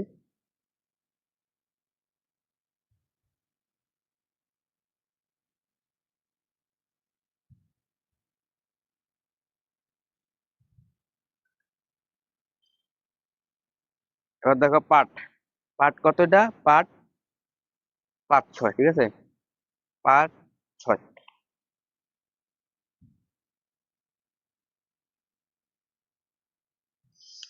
পার্ট 5-6 যার নাম হচ্ছে কি ছত্রাক, শৈবাল এবং কি এমিবা। এখন আমরা ছত্রাক, শৈবাল, এমিবা সম্পর্কে বিস্তারিত জানবো, ঠিক আছে। আচ্ছা, প্রথমে যে জিনিসটা নিয়ে আলোচনা করা হচ্ছে সেটা হচ্ছে কি ছত্রাক। দেখছো ছত্রাক, ছত্রাক কাকে বলে? ছত্রাক হচ্ছে, দেখো ছত্রাক হচ্ছে সমাঙ্গদেহী এবং ক্লোরোফিল বিহীন অসবুজ জীব, ছত্রাক কাকে বলে? ছত্রাক কাকে বলে? ছত্রাকটা হচ্ছে তোমার কি, কি ক্লোরোফিল বিহীন এবং অসবুজ। দেখো ক্লোরোফিল মানে যাদের কি নাই, ক্লোরোফিল নাই এবং অসবুজ, কারণ ক্লোরোফিল না থাকার সে নিজের খাদ্য নিজে তৈরি করতে পারে না। আর অসবুজ মানে কি? অসবুজ মানে যাদের ক্লোরোফিল নেই, তাদেরকে অসবুজ উদ্ভিদ বলা হয়, ঠিক আছে? আমরা বুঝতে পারলাম যে ছত্রাক একটা কি, সে নিজের খাদ্য নিজে তৈরি করতে পারে না, সে পরজীবী। বুঝছো যে তাদের এদের কি নেই, ক্লোরোফিল নেই এবং কি অসবুজ জীব। বুঝছো? কোন বর্গের প্রাণীরা? সমাঙ্গদেহী, ঠিক আছে, সমাঙ্গদেহী ক্লোরোফিল বিন অসবুজ জীবের নাম হচ্ছে কি ছত্রাক। দেখো ক্লোরোফিল, এবার দেখো যে ক্লোরোফিলের অভাবে এরা কি করতে পারে না, শালুক সংশ্লেষণ করতে পারে না, শালুক সংশ্লেষণ করতে পারে না। তাই এরা কি জীবী জীবী? পরভোজী। দেখছো? তাই এরা হচ্ছে পরভোজী এবং মিতভোজী, দুই ধরনের দেখা যায়। বুঝছো? কারণ এরা নিজের কাজে নিজে তৈরি করতে পারে না, এবারে এরা কি, এরা পরভোজী এবং কি বুঝি, মিতভোজী। মিতভোজী। পরভোজী কারা? পরভোজী, পরভোজী ওখানে দেখো, পরভোজী ছত্রাক হচ্ছে যারা বাসি ও পচা খাদ্যদ্রব্য ও ফলমূল, শাকসবজি, ভেজা, রুটি ও চামড়া, কি চা চামড়া ও গোবর ইত্যাদিতে জন্মাতে দেখা যায়। বুঝছো? তো যারা পরজীবী তারা কোথায় জন্মায়? যারা পরজীবী তারা কোথায় জন্মায়? তারা হচ্ছে বাসি ও পচা খাবার, খাদ্যদ্রব্য এবং ফলমূল, শাকসবজি, ভেজা রুটি, চামড়া ও গোবর ইত্যাদিতে জন্মাতে দেখা যায়। তাদেরকে দেখা যায় পরজীবী যারা। আর মিথুজীবী যারা, মিথুজীবী ছত্রাক যারা, মিথুজীবী ছত্রাক হচ্ছে এরা মৃত জীবদেহে অথবা জৈব পদার্থপূর্ণ মাটিতে এরা জন্মায়। দেখছো? তাহলে দেখছো, তাহলে আবার দেখছো এরা জন্মায়, এরা হচ্ছে পরভোজী বুঝে এরা এগুলাতে জন্মায়। বুঝছো? এরা নিজের খাদ্য কি করতে পারে না, নিজে তৈরি করতে পারে না। এখান থেকে ইম্পর্টেন্ট হচ্ছে ছত্রাক কি, ছত্রাক হচ্ছে ক্লোরোফিল বিহীন এবং অসবুজ জীব, ঠিক আছে? আর ক্লোরোফিল না থাকার কারণে এরা কি করতে পারে না, সাংঘর্ষিক সংশ্লেষণ করতে পারে না। তাই এরা কি জীবী? পরভোজী বা মৃতভোজী। বুঝছো? ইম্পর্টেন্ট লাইন, খুব ইম্পর্টেন্ট এগুলা প্রত্যেকটা বুঝে বুঝে পড়ার জন্য। বুঝছো? খুব গুরুত্বপূর্ণ জিনিস এগুলো। তুমি যে কনসেপ্ট গুলো এখন থেকে ভালোভাবে আয়ত্ত করতে পারো, তাহলে তুমি যতটা উপরে ক্লাসে উঠবা তোমার জন্য ততটা বোরিং লাগবে না। বুঝছো? সহজ মনে হবে। এবার আমরা ছত্রাক পড়লাম, ছত্রাক সম্পর্কে আমরা এখন জানলাম। এখন আমরা জানবো ছত্রাকের গুরুত্ব, ছত্রাকের যে অর্থনৈতিক গুরুত্ব নিয়ে আমরা এখন জানবো। দেখো ছত্রাকের সুন্দর কিছু অর্থনৈতিক গুরুত্ব রয়েছে। দেখো পেনিসিন, দেখো পেনিসিনি, দেখো পিনিসিলিয়ন সহ, দেখো পিনিসিলিন সহ বহু মূল্যবান ওষুধ ছত্রাক থেকে পাওয়া যায়। তাহলে কি পিনিসিলিন সহ বহু মূল্যবান ঔষধ ছত্রাক থেকে কি করা যায়, পাওয়া যায়। আর দেখো পাউরুটি তৈরি, দেখো পাউরুটি তৈরিতে ইস্ট নামক ছত্রাক ব্যবহার করা হয়। ইস্ট ভিটামিন সমৃদ্ধ বলে একে ট্যাবলেট হিসেবেও ব্যবহার করা হচ্ছে। দেখো তাহলে পাউরুটি তৈরিতে ইস্ট নামক একটা ছত্রাক ব্যবহার করা হয়, আর ওই ইস্ট নামক ছত্রাকটা ভিটামিন সমৃদ্ধ বলে একে ট্যাবলেট হিসেবেও ব্যবহার করা হয়। দেখছো ছত্রাকের ব্যবহার গুলা। এবং দেখো অ্যাগারিকাস নামক কি, অ্যাগারিকাস নামক এক ধরনের মাশরুম যা শৌখিন খাদ্য বলে বিবেচিত। অ্যাগারিকাস নামক একটা মাশরুম আছে। আমি বলছিলাম যে মাশরুম মানে ছত্রাক, অংশ যে ব্যাঙের ছাতা, এগুলো কিন্তু ছত্রাক, ঠিক আছে? শৌখিন খাদ্য বলে বিবেচিত। তাই বর্তমানে আমাদের দেশ সহ বহু দেশে এর চাষ আছে। কার চাষ আছে? যে অ্যাগারিকাস যে ছত্রাকটা, ঠিক আছে? এই যে অ্যাগারিকাস নামক যে ছত্রাকটা, সেটা আমাদের কি বর্তমানে দেশের বাইরেও বহু দেশে কি হয়, এটা চাষ করা হয়, ঠিক আছে? এগুলা কোথায় জন্মায়? দেখো এগুলা, দেখো এগুলো হচ্ছে আবর্জনা পচিয়ে মাটিতে মিশাতে। দেখছো? আবার দেখো ছত্রাক কি করে, দেখো ছত্রাক হচ্ছে দেখো আবর্জনা পচিয়ে মাটিতে মেশাতে ছত্রাকের ভূমিকা রয়েছে। দেখো এটা হচ্ছে ছত্রাকের একটা কাজ। ছত্রাকের যেটা গুরুত্বপূর্ণ কাজ হচ্ছে কি, আবর্জনা পচিয়ে মাটিতে মেশাতেও ছত্রাকের কি ভূমিকা রয়েছে। আর ছত্রাক কি করা হয়, কি নামে এগারিকা একটা ছত্রাক আছে, যেটা কি শৌখিন খাদ্য হিসেবে বিবেচিত হয়েছে, ঠিক আছে? আর ইস্ট নামক একটা ছত্রাক আছে, সেটা কোথায় পাওয়া যায়? পাউরুটিতে পাওয়া যায়, ঠিক আছে? এই ইস্ট নামক ছত্রাকটা কি সমৃদ্ধ? সেটা হচ্ছে ভিটামিন সমৃদ্ধ। তাই এটাকে ট্যাবলেট হিসেবে ব্যবহার করা হয়েছে। বুঝছো? খুব গুরুত্বপূর্ণ এগুলো, ঠিক আছে, এই লাইনগুলো। তারপরে তুমি দেখো, মানুষ, জীবজন্তু, উদ্ভিদের বহু রোগের জন্য এই ছত্রাক দায়ী। দেখো, ছত্রাক কিন্তু মানুষের রোগের জন্য দায়ী। মানুষ, জীবজন্তু, উদ্ভিদের বহু রোগের জন্য এই ছত্রাক কি দায়ী। যেমন দাঁত ছুলি, ও মানুষের শ্বাসনালী প্রদাহের ছত্রাকের আক্রমণ হয়ে থাকে, বুঝছো। আর এই ছত্রাকের মধ্যে শুধু যে উদ্ভিদের দেখো ছত্রাক, দেখো আলুর যে বিলম্বিত দপসা নাকি, দেখো আলুর বিলম্বিত যে দপসা রোগ, এবং পাটের যে কালো পট্টি রোগ, দেখো কালো পট্টি রোগ, এবং আখের যে লাল পচা রোগ, এগুলো ছত্রাক থেকে হয়। ঠিক আছে, এই নামগুলো একটু মনে রাখতে হবে, ঠিক আছে। এবং এরা সহজে কি করে, কাঠ বেত ও বাঁশের আসবাবপত্রকে পচিয়ে আমাদের কি করতে পারে, ক্ষতি করতে পারে, দেখছো। এগুলো হচ্ছে ছত্রাকের কিছু কি ক্ষতির অপকারিতা আর কি, ঠিক আছে। ছত্রাক আসলে আমাদের কি করতে পারে, এই লাইনগুলো একটু লাগবে, ঠিক আছে। তারপর দেখো ছত্রাক সংক্রমণের প্রতিরোধের যে কারণগুলো, কিভাবে ছত্রাক আমাদের কি করে প্রতিরোধের কারণ, মানে কিভাবে আমরা ছত্রাক থেকে নিজেকে কি করতে পারি, বাঁচাতে পারবো, ঠিক আছে। দেখো ছত্রাকটা দেখো ছত্রাক রোগটা কি, ছোঁয়াচে রোগ। দেখো ছত্রাক রোগটা দেখতে কি কি রোগ, ছোঁয়াচে রোগ। ইম্পর্টেন্ট, ছত্রাক কি রোগ, যে কি জাতীয় রোগ, খুব ছোঁয়াচে, ঠিক আছে।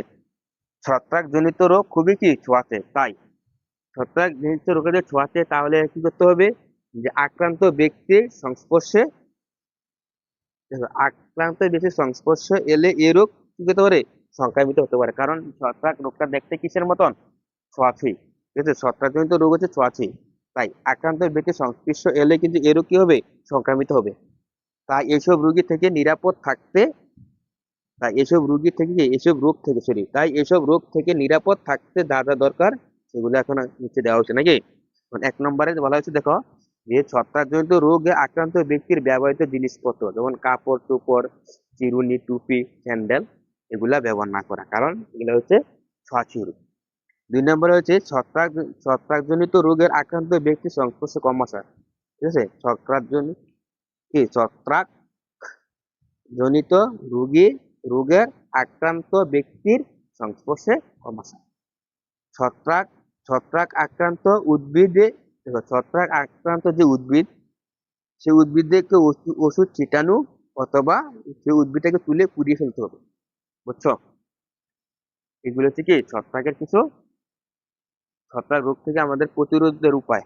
আর ছত্রাকের অপকারিতা আমরা পড়লামই, এগুলা কি কি রোগ হতে পারে, শ্বাসনালী, তারপরে যে আমাদের যে রোগগুলো হয়ে থাকে, ঠিক আছে, যে ওই আলুর যে কি বিলম্বিত দশা, পাটের যে কালো পট্টি, তারপর হচ্ছে আখের যে লাল পচা ইত্যাদি রোগগুলা কিন্তু ছত্রাকের সাহায্য হয়ে থাকে, ঠিক আছে। আবার ছত্রাক কি করে, ছত্রাক আমাদের ভিটামিন সমৃদ্ধ কিছু কি ছত্রাক আছে, যেমন পাউরুটি যে ইসলাম ছত্রাক, সেটা আমাদের অনেক উপকারে আছে, ঠিক আছে। আবার কিছু কিছু ছত্রাক কি আছে, ভিটামিন সমৃদ্ধ হওয়ার কারণে ট্যাবলেট হিসেবে ব্যবহার করা হয়, ঠিক আছে। যেমন এগারিকাস নামে একটা ছত্রাক আছে, যা চোখের খাদ্য হিসেবে আমরা ব্যবহার করে থাকি, ঠিক আছে। তো এই জন্য বলছি যে ছত্রাকের কিছু গুরুত্ব আছে, মানে ছত্রাকের কিছু অপকারিতা আছে, আর উপকারিতাও আছে, ঠিক আছে। এটা হচ্ছে ছত্রাক, ঠিক আছে। এরপরে যেই জিনিসটা নিয়ে আমরা আলোচনা করা হয়েছে এরপরে, সেটা হচ্ছে শৈবাল। কি নিয়ে আলোচনা করা হচ্ছে, শৈবাল। দেখছো কি নিয়ে আলোচনা করা হয়েছে, শৈবাল। দেখো শৈবাল কি, দেখো ছত্রাক হচ্ছে কি সমাঙ্গ, দেখো ছত্রাক দেখো দেখো এখন দেখো কি বলছে, দেখো শৈবাল শৈবাল কি, দেখো সমাঙ্গ বর্গের ক্লোরোফিল যুক্ত কি সবুজ উদ্ভিদ হচ্ছে শৈবাল। এখান থেকে এখান যদি বলা হয় যে শৈবাল কাকে বলে, তুমি সংজ্ঞা দিতে পারো, কি বুঝি, সমাঙ্গবর্গী ক্লোরোফিল যুক্ত, দেখো।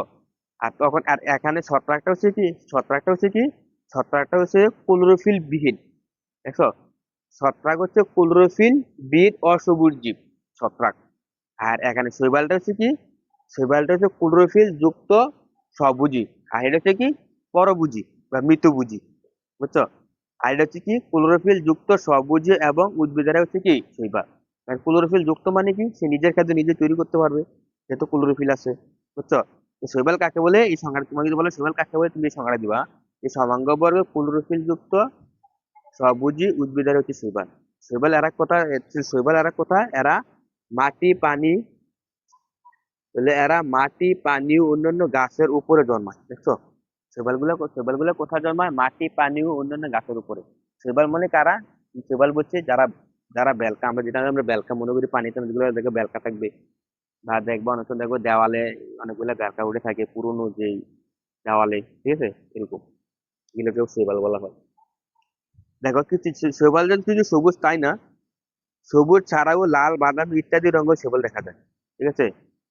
স্পাইরো নামক একটা দেখো স্পাইরোগাইরা নামক একটা শৈবাল বেশিরভাগ কি জলাশয়ে পাওয়া যায়, ঠিক আছে। এই নামটা খেয়াল রাখতে হবে, কোন শৈবাল সবচেয়ে বেশি জলাশয়ে পাওয়া যায়, সেটা হচ্ছে স্পাইরোগাইরা নামক একটা শৈবাল আছে, সেটা বেশিরভাগ কি পাওয়া যায়, জলাশয়ে পাওয়া যায়, ঠিক আছে। এখন আসলে শৈবালের যে উপকারিতা, আইসক্রিম তৈরিতে সামুদ্রিক কি শৈবা শৈবাল জাত নাকি শৈবাল জাত, হ্যাঁ, হ্যালোজেন ব্যবহার করা হয়। আইসক্রিম তৈরিতে সামুদ্রিক শৈবালজাত অ্যালোজিন ব্যবহৃত হয়, ঠিক আছে। তাহলে আইসক্রিম তৈরিতে সামুদ্রিক শৈবালজাত অ্যালোজিন ব্যবহৃত হয়, এবং সামুদ্রিক শৈবাল আয়োডিন এবং পটাশিয়ামের একটি ভালো উৎস। তাহলে যে সামুদ্রিক যে শৈবালগুলো পাওয়া যায় সেগুলোতে কি কি কি জাতীয়, আয়োডিন এবং পটাশিয়াম জাতীয় উৎস ভালোই পাওয়া যায়, মানে সামুদ্রিক যে শৈবালগুলো আছে সেগুলোর ভিতরে আয়োডিন এবং পটাশিয়ামের পরিমাণ সবচেয়ে বেশি থাকে, তাই মৎস্য চাষে শৈবালের খাদ্য হিসাবে ব্যবহার করা হয়, দেখছো। তাহলে আইসক্রিম তৈরিতে সামুদ্রিক যে শৈবালজাত যে অ্যালোজিন ব্যবহৃত হয়, ঠিক আছে। এছাড়াও সামুদ্রিক শৈবালের ভিতরে কি থাকে, আয়োডিন এবং পটাশিয়ামের একটি ভালো উৎস, ঠিক আছে। সামুদ্রিক শৈবালে কিন্তু আয়োডিন এবং পটাশিয়াম থাকে, তাই মৎস্য চাষে মানে মাছের খাবার হিসাবে, ঠিক আছে, মৎস্য চাষে শৈবালকে খাদ্য হিসেবে ব্যবহার করা উচিত, যাতে আয়োডিন এবং কি পটাশিয়ামের অভাব যদি পূরণ করা যায়, এই জন্য শৈবালকে খাদ্য হিসেবে ব্যবহার করা উচিত, বুঝছো। এটা হচ্ছে শৈবালের কি, এটা হচ্ছে শৈবালের উপকারিতা। এখন আমরা যেটা জানবো সেটা হচ্ছে অপকারিতা। শৈবালের অপকারিতাটা কোথায় আছে, জ্ঞান আছে শৈবালের যে অপকারিতা, ঠিক আছে। এটা মুছিয়ে দিচ্ছি।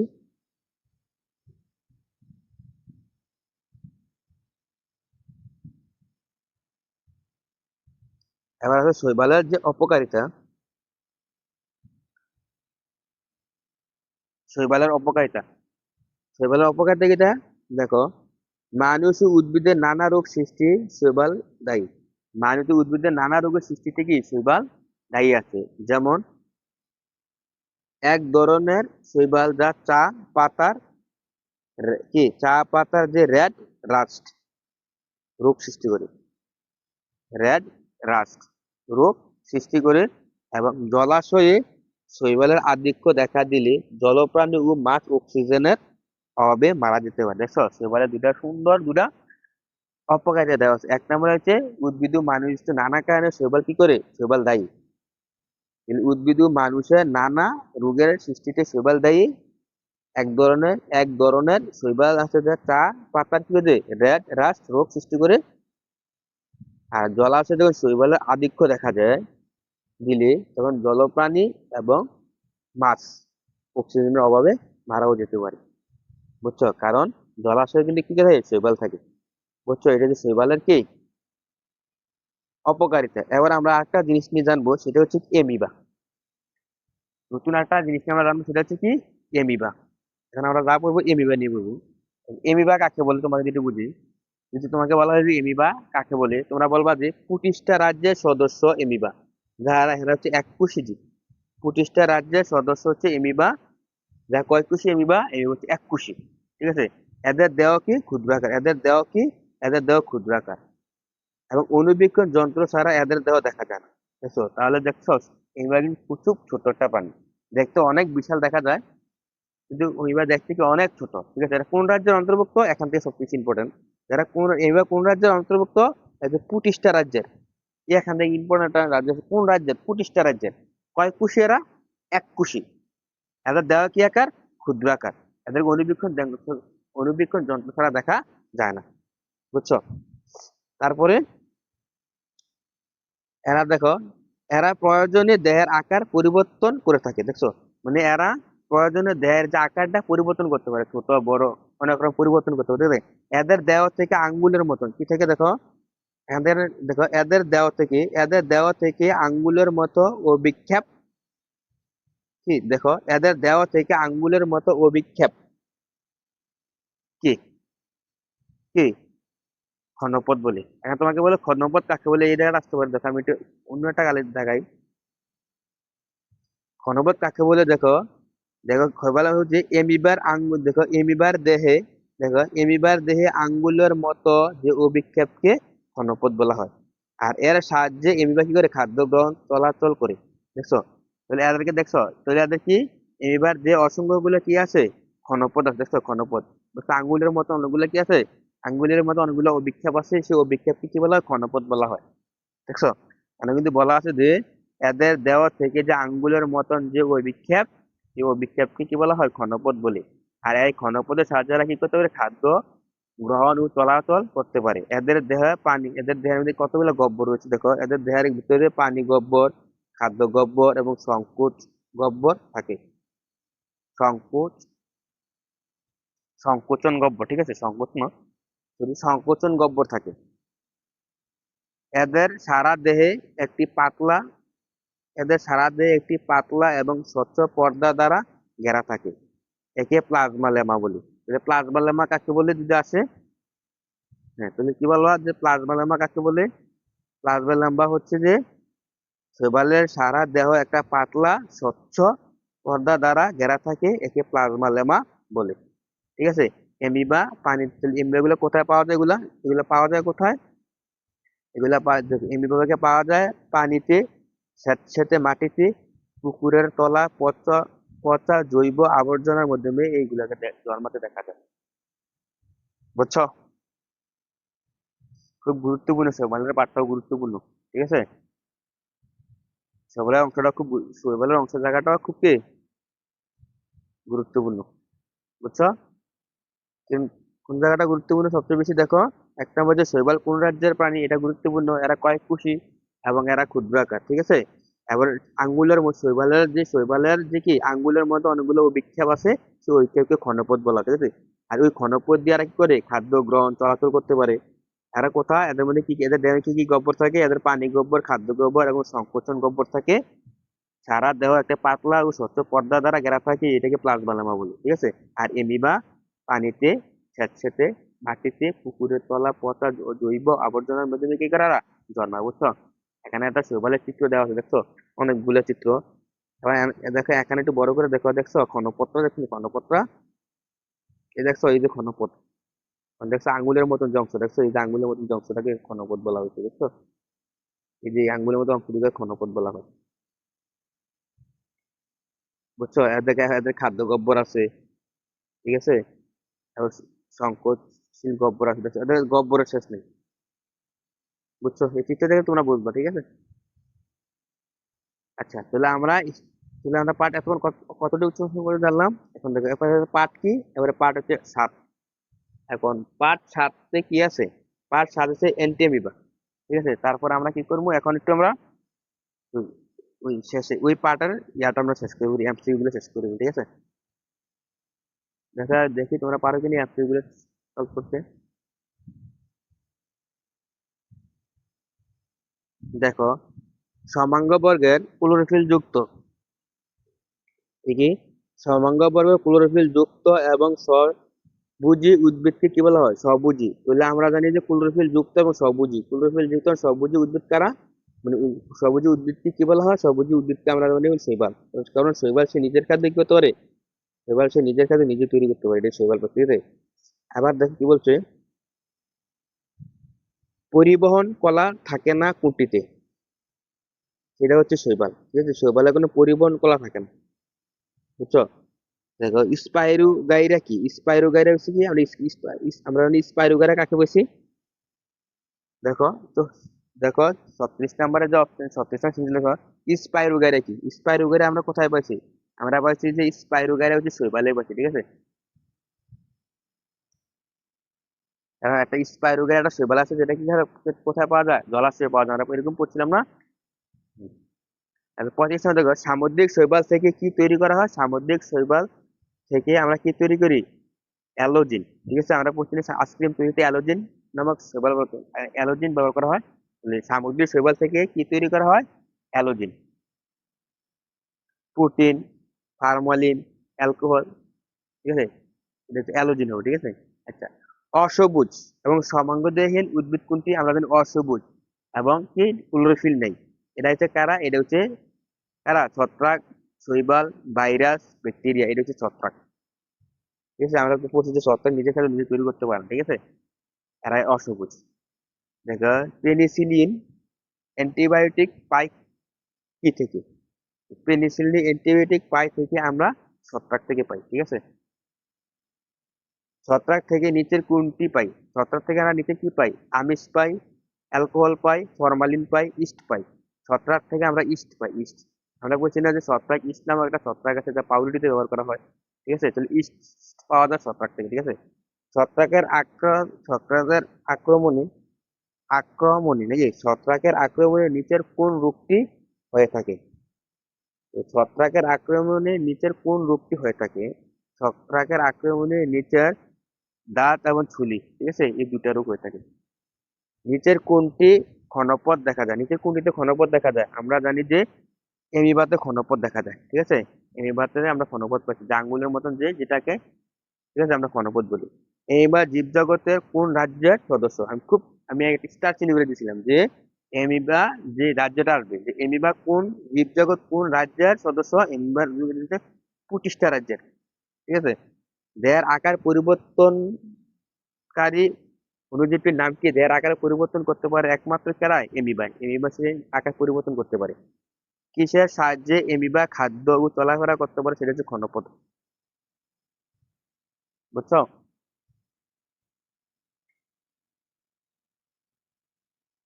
তারপরে দেখো আরো আছে। এমিবা কোন উপায়ে বংশবৃদ্ধি করে? এমিবা হচ্ছে অজনন প্রক্রিয়ায়, ঠিক আছে, বংশবৃদ্ধি করে। সবসময় মনে রাখা যে এমিবা কোন প্রক্রিয়া বংশবৃদ্ধি করে? এমিবা হচ্ছে যৌন জনন, অঙ্গজ সবগুলো। এটা হচ্ছে কি অযৌন জনন প্রক্রিয়া। এমিবা কি করতে পারে? বংশবৃদ্ধি করে, ঠিক আছে। এরপর হচ্ছে কি অ্যান্টামিবা। এরপর হচ্ছে কি অ্যান্টামিবা। অ্যান্টামিবা আমরা পড়ি নেই, তাহলে আমরা অ্যান্টামিবাটা একটু পড়ে নিই আগে, মূল পাঠ্য বইটাকে শেষ করে নিই, ঠিক আছে। এই যে অ্যান্টামিবা জায়গাটা,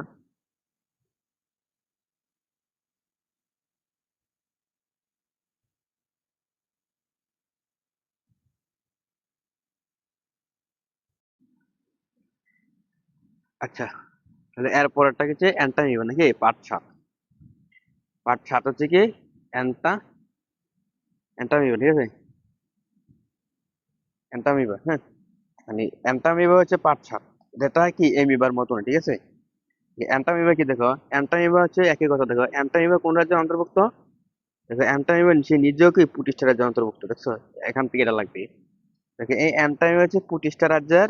দেখো এই অ্যান্টামিবা প্রতিষ্ঠা রাজ্যের অন্তর্ভুক্ত আকারের এককোষী কি আরেকটি এককোষী কি জীব, দেখছো, এমিবার আকারে। তাহলে অ্যান্টামিবা হচ্ছে প্রতিষ্ঠা রাজ্যের প্রতিষ্ঠা রাজ্যের মানে প্রতিষ্ঠা রাজ্যভুক্ত আরেক ধরনের এককোষী জীব, যা আমরা কি করতে পারি না, খালি চোখে এদেরকে দেখা যায় না, এবং এদের দেহ কোনো নির্দিষ্ট আকৃতি কি নাই, কারণ এরা সর্বত্র কি এমিবার মতন আকার আকৃতি পরিবর্তন করতে পারে, মানে শুধু এমিবার মতন, ঠিক আছে। এমিবার যে রাজ্যের অন্তর্ভুক্ত, অ্যান্টামিবা একই রাজ্যের অন্তর্ভুক্ত। এমিবার যদি এককোষী হয়, এটাও এককোষী। এদের খালি চোখে দেখা যায় না, এমিবারও খালি চোখে দেখা যায় না, ঠিক আছে। এদের আকৃতি পরিবর্তন করে অ্যান্টামিবার কি আকৃতি পরিবর্তন করতে কে পারে, হয়ে থাকে, ঠিক আছে। এবার দেখো এদের দেহ স্বচ্ছ ও জেলির ন্যায়। এদের দেহ কি স্বচ্ছ এবং কি জেলির ন্যায়। তবে কখনো কখনো দেখো, এখান থেকে খুব গুরুত্বপূর্ণ একটা সংজ্ঞা আছে, দেখো।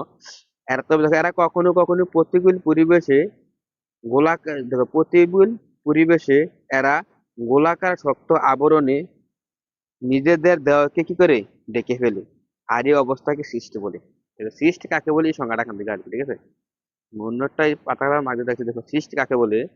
দেখবা যে অ্যান্টামিবা প্রতিকূল পরিবেশে টিকে থাকার জন্য যে গোল আকার যে শক্ত আবরণ দিয়ে দেহকে ডেকে ফেলে, ঠিক আছে, আর এই অবস্থাকে কি বলা হয়? সৃষ্টি বলা হয়। এখান থেকে জাস্ট এখান থেকেই সংজ্ঞাটা দেখা যায়, ঠিক আছে। তাহলে এরা কোন রাজ্যের অন্তর্ভুক্ত? এরা প্রতিষ্ঠা রাজ্যের অন্তর্ভুক্ত। এরা কয় কোষী? এক কোষী। এদের খালি চোখে দেখা যায় না, এরা আকার আকৃতি, ঠিক আছে। এরা দেখতে কিসের ন্যায়? স্বচ্ছ জেলির ন্যায়, ঠিক আছে। এখান থেকে অ্যান্টামিবাস, এর থেকে এই লাইনগুলো একটু ইম্পর্টেন্ট, বুঝছো? এখন দেখো অ্যান্টামিবা, দেখো অ্যান্টামিবার কাজ কি দেখো।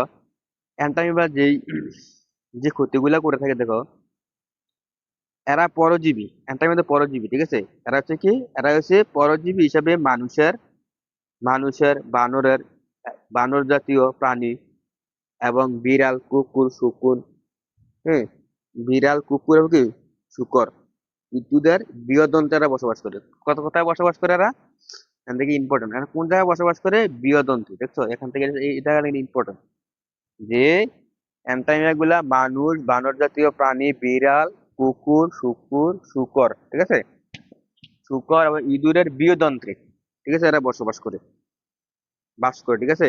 অ্যান্টামিবা, অ্যান্টামিবার কোষ বিভাজন, দেখো অ্যান্টামিবার কি কোষ বিভাজন এবং অণুবীজ বা স্পোর বা সৃষ্টির মাধ্যমে বংশবৃদ্ধি করে। তাহলে অ্যান্টামিবা কিভাবে বংশবৃদ্ধি করে, কোষ বিভাজন এবং কি অণুবীজ, দুটার মাধ্যমে কি করে, দুটার সৃষ্টির মাধ্যমে কি করে এরা বংশবৃদ্ধি করে। এখন যে স্পুরলেশন, তাহলে সে যে অণুবীজ সৃষ্টি করে সে মতন দেখো, স্পুরলেশন পদ্ধতিতে একটি কোষের প্রোটোপ্লাজম বহু খণ্ডে বিভক্ত হয়ে ক্ষুদ্র ক্ষুদ্র অণুজীব বা স্পোর গঠন করে। আর এটাকে স্পুরলেশন বলে, ঠিক আছে। স্পুরলেশন কাকে বলে, যদি তোমাকে সংজ্ঞাটা দেখায় তাহলে তুমি যার জায়গায় দিবা যে স্পুরলেশন পদ্ধতিতে একটি কোষের প্রোটোপ্লাজম বহু খণ্ডে বিভক্ত বিভক্ত হয়ে ক্ষুদ্র ক্ষুদ্র অণুজীব বা স্পোর গঠন করে, তাকে কি স্পোরো স্পো স্পোরোলেশন বলে, ঠিক আছে। অনুকূল পরিবেশে এরা কি করে, প্রত্যেকে একটি নতুন অ্যামিবা হিসাবে বড় হয় নাকি, মানে প্রতিকূল পরিবেশে কি করে এরা, মানে যে এরা যে ক্ষুদ্র ক্ষুদ্র বীজে কি অণুবীজে স্পোর গঠন করে, তখন প্রতিকূল পরিবেশে যায় আর কি করে এক একটা থেকে নতুন অ্যামিবা হিসাবে তৈরি হয়, ঠিক আছে। এবার অ্যান্টামিবা এক ধরনের কি, দেখো অ্যান্টামিবা রোগটা দেখো বা কি রোগ করে কাজ করতেছে, দেখো অ্যান্টামিবা এক ধরনের আমাশয় রোগের জন্য দায়ী। কি রোগ, আমাশয় রোগের জন্য দায়ী, ঠিক আছে এটি। আর যে আমাশয় রোগের জন্য দায়ী এটিকে আবার যে অ্যান্টামিবার কারণে যে আমাশয় রোগটা হয়ে থাকে, সেই আমাশয় রোগটাকে আবার নাম দিয়ে এই রোগীকে আবার কি এমিবিক, দেখো এমিবিক আমাশয় বলা হয়। কি বলা হয়, একে এমিবিক আমাশয় বলা হয়, বুঝছো, এমিবিক আমাশয় বলা হয়। এবার আসো, এই রোগের আক্রান্ত রোগীদের দেহে জীবাণু কোনো লক্ষণ প্রকাশ করে না, দেখছো, যখন এই রোগে যখন আক্রান্ত রোগীদের জীবাণু, এর এই কি এই রোগে আক্রান্ত রোগীর দেহের যে জীবাণু কোনো লক্ষণই না প্রকাশ পায় না। তাই এমিবিক আমাশয় কি সম্পূর্ণভাবে নিরাময় করা খুব কঠিন, তবে উপযুক্ত চিকিৎসা পরামর্শ নিয়ে ওষুধ খেলে এই রোগ সেরে যায়, বুঝছো। এটা হচ্ছে কি অ্যান্টামিবা আমরা পড়লাম। অ্যান্টামিবার পরের যে পার্টটা, ঠিক আছে, অ্যান্টামিবার পরের পার্টটা কি দেখো, স্বাস্থ্য, দেখো তারপরে হচ্ছে পার্ট কি, পার্ট 8 ঠিক আছে। আচ্ছা আমরা এমসিকিউ গুলোকে সমাধান করে ফেলি, যে অ্যান্টামিবার যে এমসিকিউ গুলো আমরা এখানে ছিল, দেখো যে অ্যান্টামিবা, ঠিক আছে, অ্যান্টামিবা কোন রাজ্যের অন্তর্ভুক্ত, আমরা পড়ে আসছি যে পুটিস্টা রাজ্য, কোন রাজ্যের, সে পুটিস্টা রাজ্যের অন্তর্ভুক্ত, ঠিক আছে। দেখো অ্যান্টামিবা কোন ধরনের অণুজীব, অ্যান্টামিবা হচ্ছে কি, এটা হচ্ছে ব্যাকটেরিয়া টাইপের, কি টাইপের, ব্যাকটেরিয়া টাইপের অণুজীব, ঠিক আছে। এবার দেখো 47 দেখো, বেসিলারি আমাশয়ের জন্য কোনটি দায়ী, দেখো বেসিলারি আমাশয়ের জন্য কোনটি দায়ী, বেসিলিয়া আমাশয়ের জন্য দায়ী কোনটি নাকি, যে বেসিলিয়া আমাশয়ের জন্য যে বেসিলিয়ার ব্যাকটেরিয়া এটা দায়ী, ঠিক আছে। এমিবা, দেখো এমিবিক আমাশয় কোন রোগের জন্য দায়ী, দেখো এমিবিক আমাশয় রোগীর জন্য দায়ী জীবাণুর নাম কি, এমিবিক আমাশয়ের জন্য, এমনিসি আমাশয় রোগের জন্য দায়ী যে অণুজীব, সেই অণুজীবটা তো হচ্ছে কি অ্যান্টামিবা, ঠিক আছে। অ্যান্টামিবা প্রাণীদের দেহে কোন অঙ্গে বসবাস করে, আমি দেখাচ্ছি যে বৃহদন্ত্রে, ঠিক আছে, আমি দেখাই নাই যে অ্যান্টামিবা প্রাণীদের দেহে কোন অঙ্গে বসবাস করে, কোন অঙ্গে কি করে বসবাস করে আমি দেখাই নাই, আমি দুটো জায়গায় দিয়েছিলাম যে অ্যান্টামিবা প্রাণীদের দেহে কোন জায়গায় বসবাস করে, এই যে বৃহদন্ত্র, এই যে আমি তোমার এই যে বৃহদন্ত্র, ঠিক আছে, বৃহদন্ত্র বসবাস করে। দেখছো, একেবারে বইয়ের।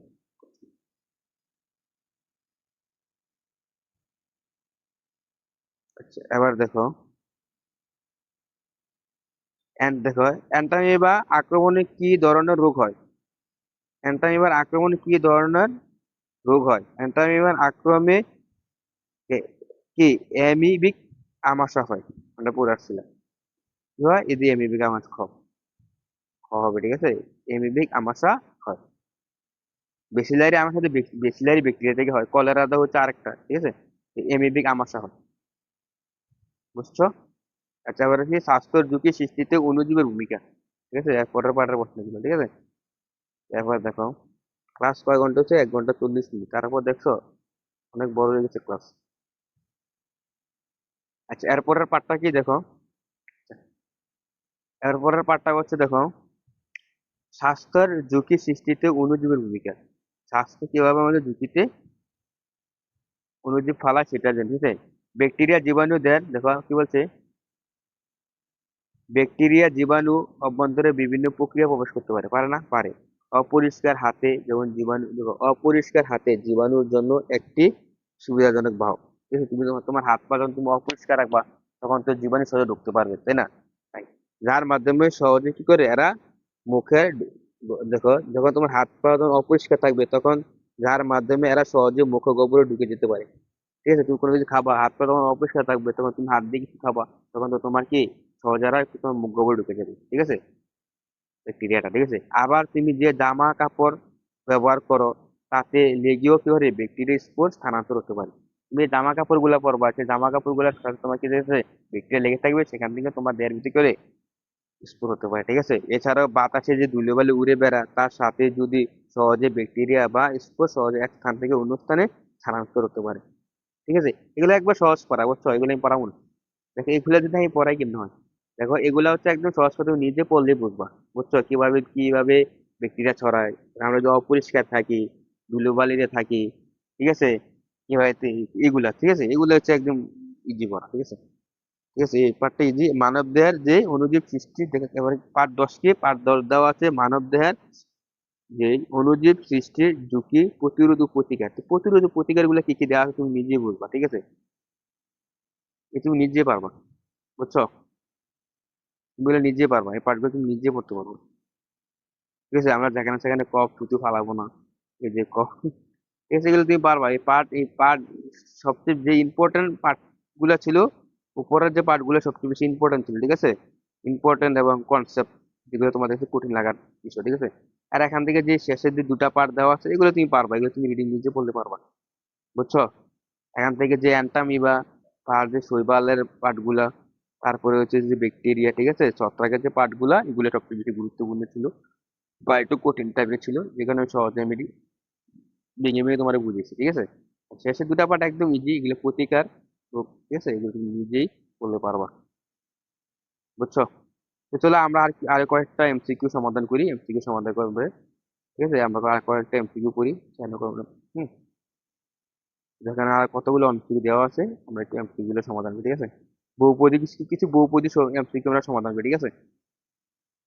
দেখো, ব্যাকটেরিয়া দেখো 58টা দেখো, ব্যাকটেরিয়া জনিত রোগ হয় কোনটি? আচ্ছা, ব্যাকটেরিয়ার কারণে কি কি রোগ হয়? আমরা জানি ব্যাকটেরিয়ার কারণে কি কি রোগ হয়, এটা হচ্ছে দেখো, ধনুষ, দেখো, ধনুষ্টঙ্কর, ধনুষ্টঙ্কর, হ্যাঁ, ধনুষ্টাঙ্কার রোগ এবং ইনফ্লুয়েঞ্জা, রক্তামাশা। দেখো, রক্তামাশা আর ধনুষ্টাঙ্কার এই দুটা রোগ হয় ব্যাকটেরিয়া জনিত কারণে। ইনফ্লুয়েঞ্জা তো এটা বায়ু, যেটা বাইরের জনিত রোগ, ঠিক আছে। তাহলে অপশন কি হবে? এক ও তিন হবে, ঠিক আছে। কারণ আমাদের ইনফ্লুয়েঞ্জা হচ্ছে বায়ুবাহিত, ঠিক আছে, যেটা বাইরের কারণে হয়, মানে ব্যাকটেরিয়ার কথা বলছে, ঠিক আছে। 58 দেখো, আরেকটা প্রশ্ন দেখো, আমাশয় রোগের ধরন হলো, আমাশয় রোগ আমরা জানি কি হয়, আমাশয় রোগ আমরা দিই এমিবিক থেকেও আমাশা পাওয়া যায়, এমিবিক যেই, ঠিক আছে, এবং বেসিলারি যে ব্যাকটেরিয়া, বেসিলারি ব্যাকটেরিয়া থেকে কি পাওয়া যায়, আমাশা পাওয়া যায়, তাই। স্পোরুলেশন, এটা তো একটা ইয়ে না, স্পোরুলেশন হচ্ছে কি যে ব্যাকটেরিয়া যে কি করে, ব্যাকটেরিয়া যে ইয়া হয়, মানে তোমার যে স্থানান্তর বা স্পোর গঠন করে, এটা হচ্ছে আরেকটা জিনিস, ঠিক আছে। 1 আর 2 হচ্ছে কি, এটা এটা হচ্ছে 1 আর 2 হবে, ঠিক আছে, আমাশয় রোগের ধরন গুলা, ঠিক আছে। নিম্ন শ্রেণীর উদ্ভিদ হলো কি? নিম্ন শ্রেণীর উদ্ভিদ। তো নিম্ন শ্রেণীর উদ্ভিদের মধ্যে এক নম্বর আছে শৈবাল, ছত্রাক, আম গাছ। আম গাছ দ্বারা কি হয় না, নিম্ন শ্রেণীর উদ্ভিদ হলো আম গাছ অনেক বড় একটা গাছ। তাহলে অপশন কত হবে? অপশন হচ্ছে 1 আর 2। বুঝছো?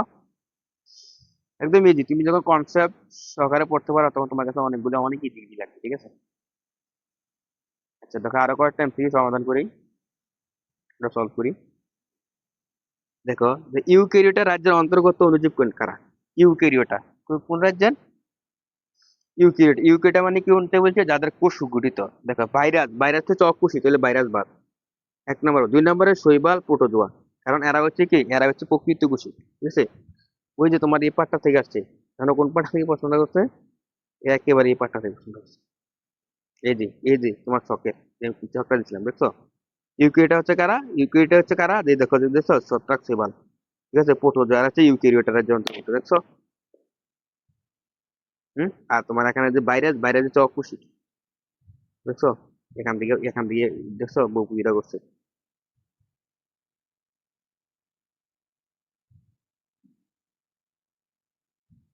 তাহলে কি হবে না? ভাইরাস হবে না। ভাইরাস কি হবে? ভাইরাস হবে না। ভাইরাস হচ্ছে একিউরিওটা। তার মানে এটা করতে হবে 2 আর 3। এর অপশন কত হবে? 2 3, দেখছো? এটা হবে option। ভাইরাসের বৈশিষ্ট্য হলো, ভাইরাস হচ্ছে এরা কি অকুশী, হ্যাঁ একটা ঠিক আছে। হ্যাঁ এরা অকুশী, একটা এক ঠিক আছে। 2, এদের কোষ অতি অতি কি? কোষ অতি কি? অনুবীক্ষণিক।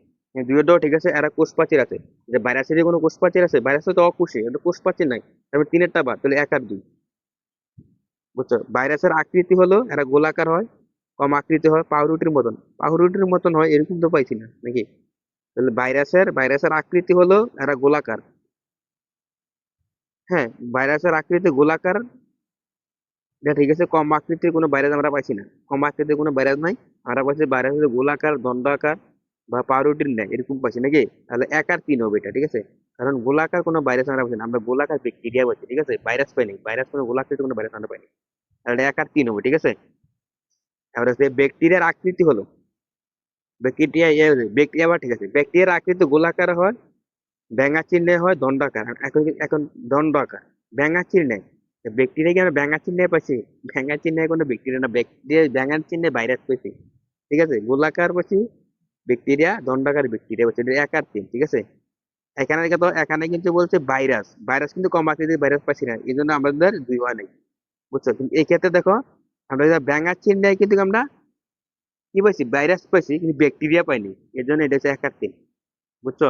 বুঝছো? প্যাস লাগেও না কিন্তু। ব্যাকটেরিয়া উপকারিতা আছে। ব্যাকটেরিয়া কি করে? মৃত জীবদের আবর্জনা পচাতে সাহায্য করে, একটা সঠিক। আর পাট পাট থেকে আঁশ ছড়াতেও ব্যাকটেরিয়া সাহায্য করে, দুইটাও সঠিক। ব্যাকটেরিয়া থেকে জন্ডিস রোগের টিকা তৈরি হয়। আচ্ছা, ব্যাকটেরিয়া থেকে জন্ডিস রোগের তৈরি হয়, এটা কি আমরা পাইছি? কেন তো পাইছি না। এটা 1 আর 2 হবে, ঠিক আছে? ছত্রাকজনিত রোগের, ছত্রাকজনিত রোগ নাকি? আচ্ছা, ছত্রাক সংগঠিত রোগ হলো, দেখো 66 নম্বরে দেখো, ছত্রাক সংগঠিত রোগ হলো আলুর আলুর যে বিলম্বিত দপসা রোগ, এটা একটা ঠিক আছে। ধানের টুংরু রোগ, দেখো দেখো, একটা ধানের টুংরু রোগ হচ্ছে, এটা কি? এটা কি ছত্রাকের? এটা তো হচ্ছে ইয়ার, ঠিক আছে? আর পাটের যে কালো পট্টিক রোগ, ঠিক আছে? এই দুটা, এটা হয় না, দুইটা হবে না, এটা 1 আর 3 হবে এটা। এমিবা যে সকল স্থানে জন্মায়, এমিবারে আমরা পানিতে, স্যাঁতসেঁতে মাটিতে পাই, গুদাম ঘরে। এখন গুদাম ঘরে এরকম তো কোনো অপশন পাইছি আমরা? পাইছি না, তাহলে 1 আর 2 এটা, ঠিক আছে? দেখে এমিবিক আমাশয় প্রতিরোধের করণীয়, ঠিক আছে? এমিবিক আমাশয় প্রতিরোধ করণীয়, এটা তো অপশনটা আমরা ইয়ে করলাম না, এটা অপশন খোলা, এটা 1 আর 2, ঠিক আছে? আচ্ছা, অনেকগুলো আমরা এমসিকিউ পড়লাম, ঠিক আছে? আমরা অনেকগুলো এমসিকিউ পড়ছি। এখন আমরা অনেকগুলো, ঠিক আছে? যাতে ক্লাসের সংখ্যা অনেক বড় হয়ে গেছে, তোমাদের এমসিকিউ গুলো তোমরা পড়বা, আমার কাছে কনসেপ্ট ঠিক থাকলে তুমি সব পারবা, ঠিক আছে? কারণ আমরা কয়েকটা সংক্ষিপ্ত প্রশ্ন দিবি, ঠিক আছে? মানে প্রশ্নগুলো দেখতে হবে। ধরো, সংক্ষিপ্ত প্রশ্নগুলো যে আমরা একটু পড়ি।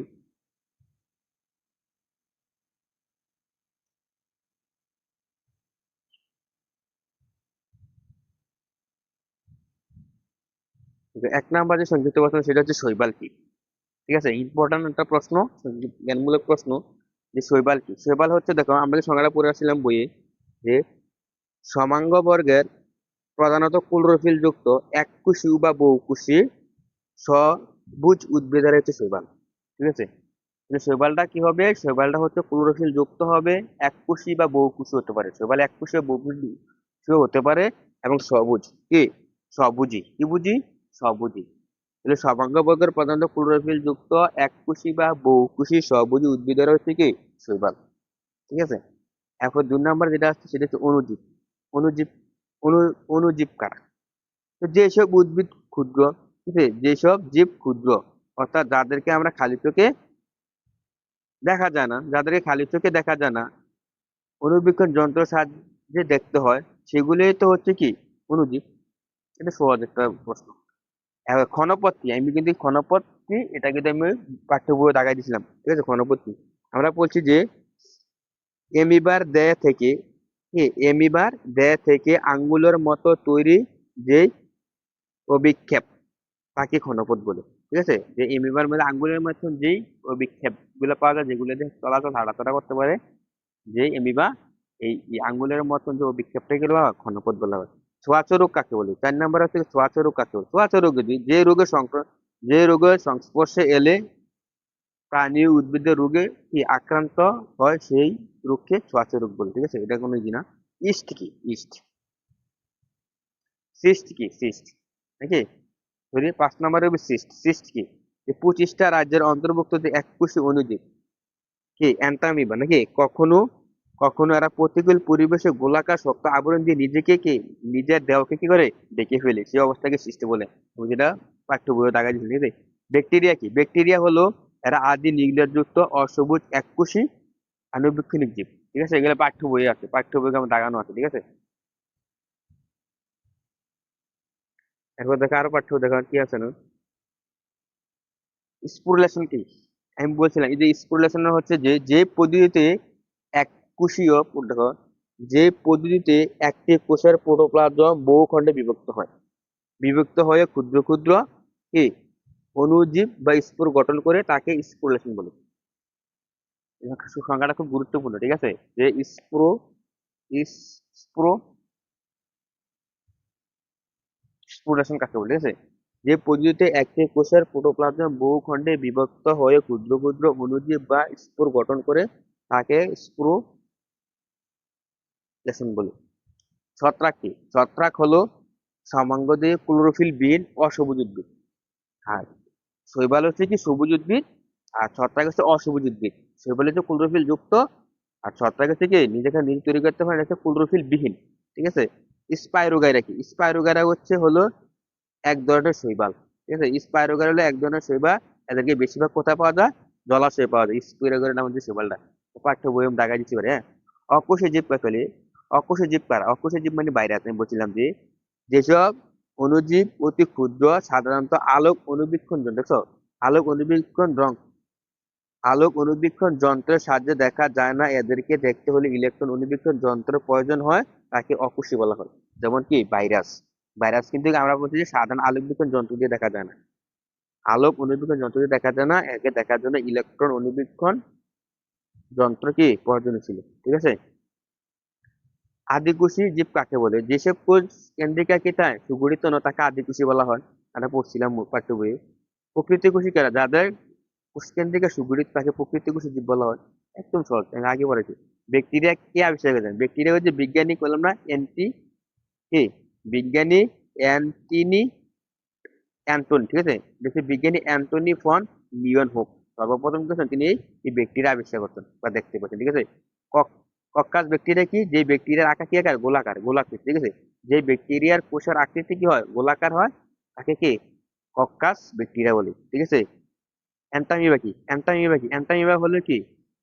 এবার দেখে অ্যান্টামিবা কি একটা সংজ্ঞা দিচ্ছেন। দেখো অ্যান্টামিবা হলো সার্কোয়া, কিরা দেখো অ্যান্টামিবা হলো সার্কোয়ামা সিস্ট ফোরা পর্বের অন্তর্গত এককোষী অণুজীব। দেখছো কত বড় খুঁটিন এটা নাম দিচ্ছে। দেখো অ্যান্টামিবা হলো সার্কোমাসিগোফোরা নাকি? সার্কোমা কি? দেখো আমি আবার দেখো সার্কোমাসিগোফোরা গোফোরা নাকি? পর্বের অন্তর্গত এককোষী অণুজীব। তো তোমার কি এত বড় ইয়া দেওয়ার দরকার আছে? তুমি যে এটা ভাই পাঠ্য বই থেকে দিলে পারো যে অ্যান্টামিবা কি। এই যে এখানে কি অ্যান্টামিবার সংজ্ঞাটা কি এখানে দেওয়া আছে না পাঠ্য বইয়ে ভাই? আসে না? তুমি এখান থেকে অ্যান্টামিবার সংজ্ঞাটা দাও, যে এখান থেকে এতটুকু জায়গা দাও যে অ্যান্টামিবা হলো প্রতিষ্ঠা রাজ্যের অন্তর্ভুক্ত আরেকটি এককোষী কি, আরেকটি এককোষী জীব। এই সংজ্ঞা তুমি এখান থেকে দাও। তোমার দরকার আছে এতটা কঠিন জটিল একটা সংজ্ঞা হচ্ছে এখান থেকে মুখস্থ করো? কি দরকার আছে? এই কই দরকার আছে এত বড় ইয়াটা শিখা, যে অ্যান্টামিবা সার্কোমা সি গোফোরা, ঠিক আছে? এটা দরকার নেই, এই নাম তুমি মুখস্থ করার দরকার নেই। ঠিক আছে, এবার আসো। আর তোমাকে দেখাতে বলছি যে শৈবালকে সবুজই দেখো, শৈবালকে সবুজ উদ্ভিদ বলা হয় কেন? কারণ শৈবাল সে শৈবালকে সবুজ উদ্ভিদ বলার প্রধান কারণ হচ্ছে শৈবাল সে নিজের খাদ্য নিজে তৈরি করতে পারে, তাই না? যেসব সবুজ উদ্ভিদ বা দেহে ক্লোরোফিল বিদ্যমান, যারা নিজের খাদ্য নিজে তৈরি করতে পারে তাদেরকে সবুজ উদ্ভিদ বলে, নাকি? সুতরাং শৈবাল ক্লোরোফিল যুক্ত সবুজ বর্ণের উদ্ভিদ। এই জন্য এরা কি করে নিজের খাদ্য নিজে তৈরি করতে পারে, তাই শৈবালকে সবুজ উদ্ভিদ বলে। খুব গুরুত্বপূর্ণ, খুব গুরুত্বপূর্ণ পরীক্ষায় আসার জন্য, ঠিক আছে? খুব গুরুত্বপূর্ণ। স্টার চিনুন, খুব গুরুত্বপূর্ণ, বুঝছো? এই যে এখান থেকে এটা আসবে পরীক্ষায়, এই শৈবালকে কেন সবুজ উদ্ভিদ বলা হয়, ঠিক আছে? একটা আসবে। তারপর 2 নম্বরটা দেখো কি বলছে, ভাইরাসকে অকুশী বলা হয় কেন? এটাও গুরুত্বপূর্ণ, ঠিক আছে? এই প্রশ্নটা এটাও গুরুত্বপূর্ণ, যে ভাইরাসকে কেন, দুয়েরটাও গুরুত্বপূর্ণ। ভাইরাসের দেহ, ভাইরাসের দেহকে অকুশী বলা হয় কেন? কারণ ভাইরাসের তো কোনো দেহ নেই, মানে এদের তো কোনো দেহ তো আছে, মানে এদের তো কোনো পুষ দিয়ে গঠিত না, তারা অকুশী বলা হচ্ছে। দেখো ভাইরাসের দেহ শুধুমাত্র প্রোটিনের আবরণ আর নিউক্লিক অ্যাসিড দিয়ে, ডিএনএ আরএনএ দিয়ে গঠিত, ঠিক আছে? ভাইরাসের দেহ কোনো কোষ দিয়ে গঠিত না, না হওয়ার কারণে এদের কোষ প্রাচীর, ভাইরাসের দেহ যদি কোষ দিয়ে গঠিত না হয় তাহলে এদের কোষ প্রাচীর, প্লাজমা লেমা, সুগঠিত নিউক্লিয়াস, সাইটোপ্লাজম ইত্যাদি কিছুই নেই। তাই ভাইরাসের দেহকে অকোষী বলা হয়।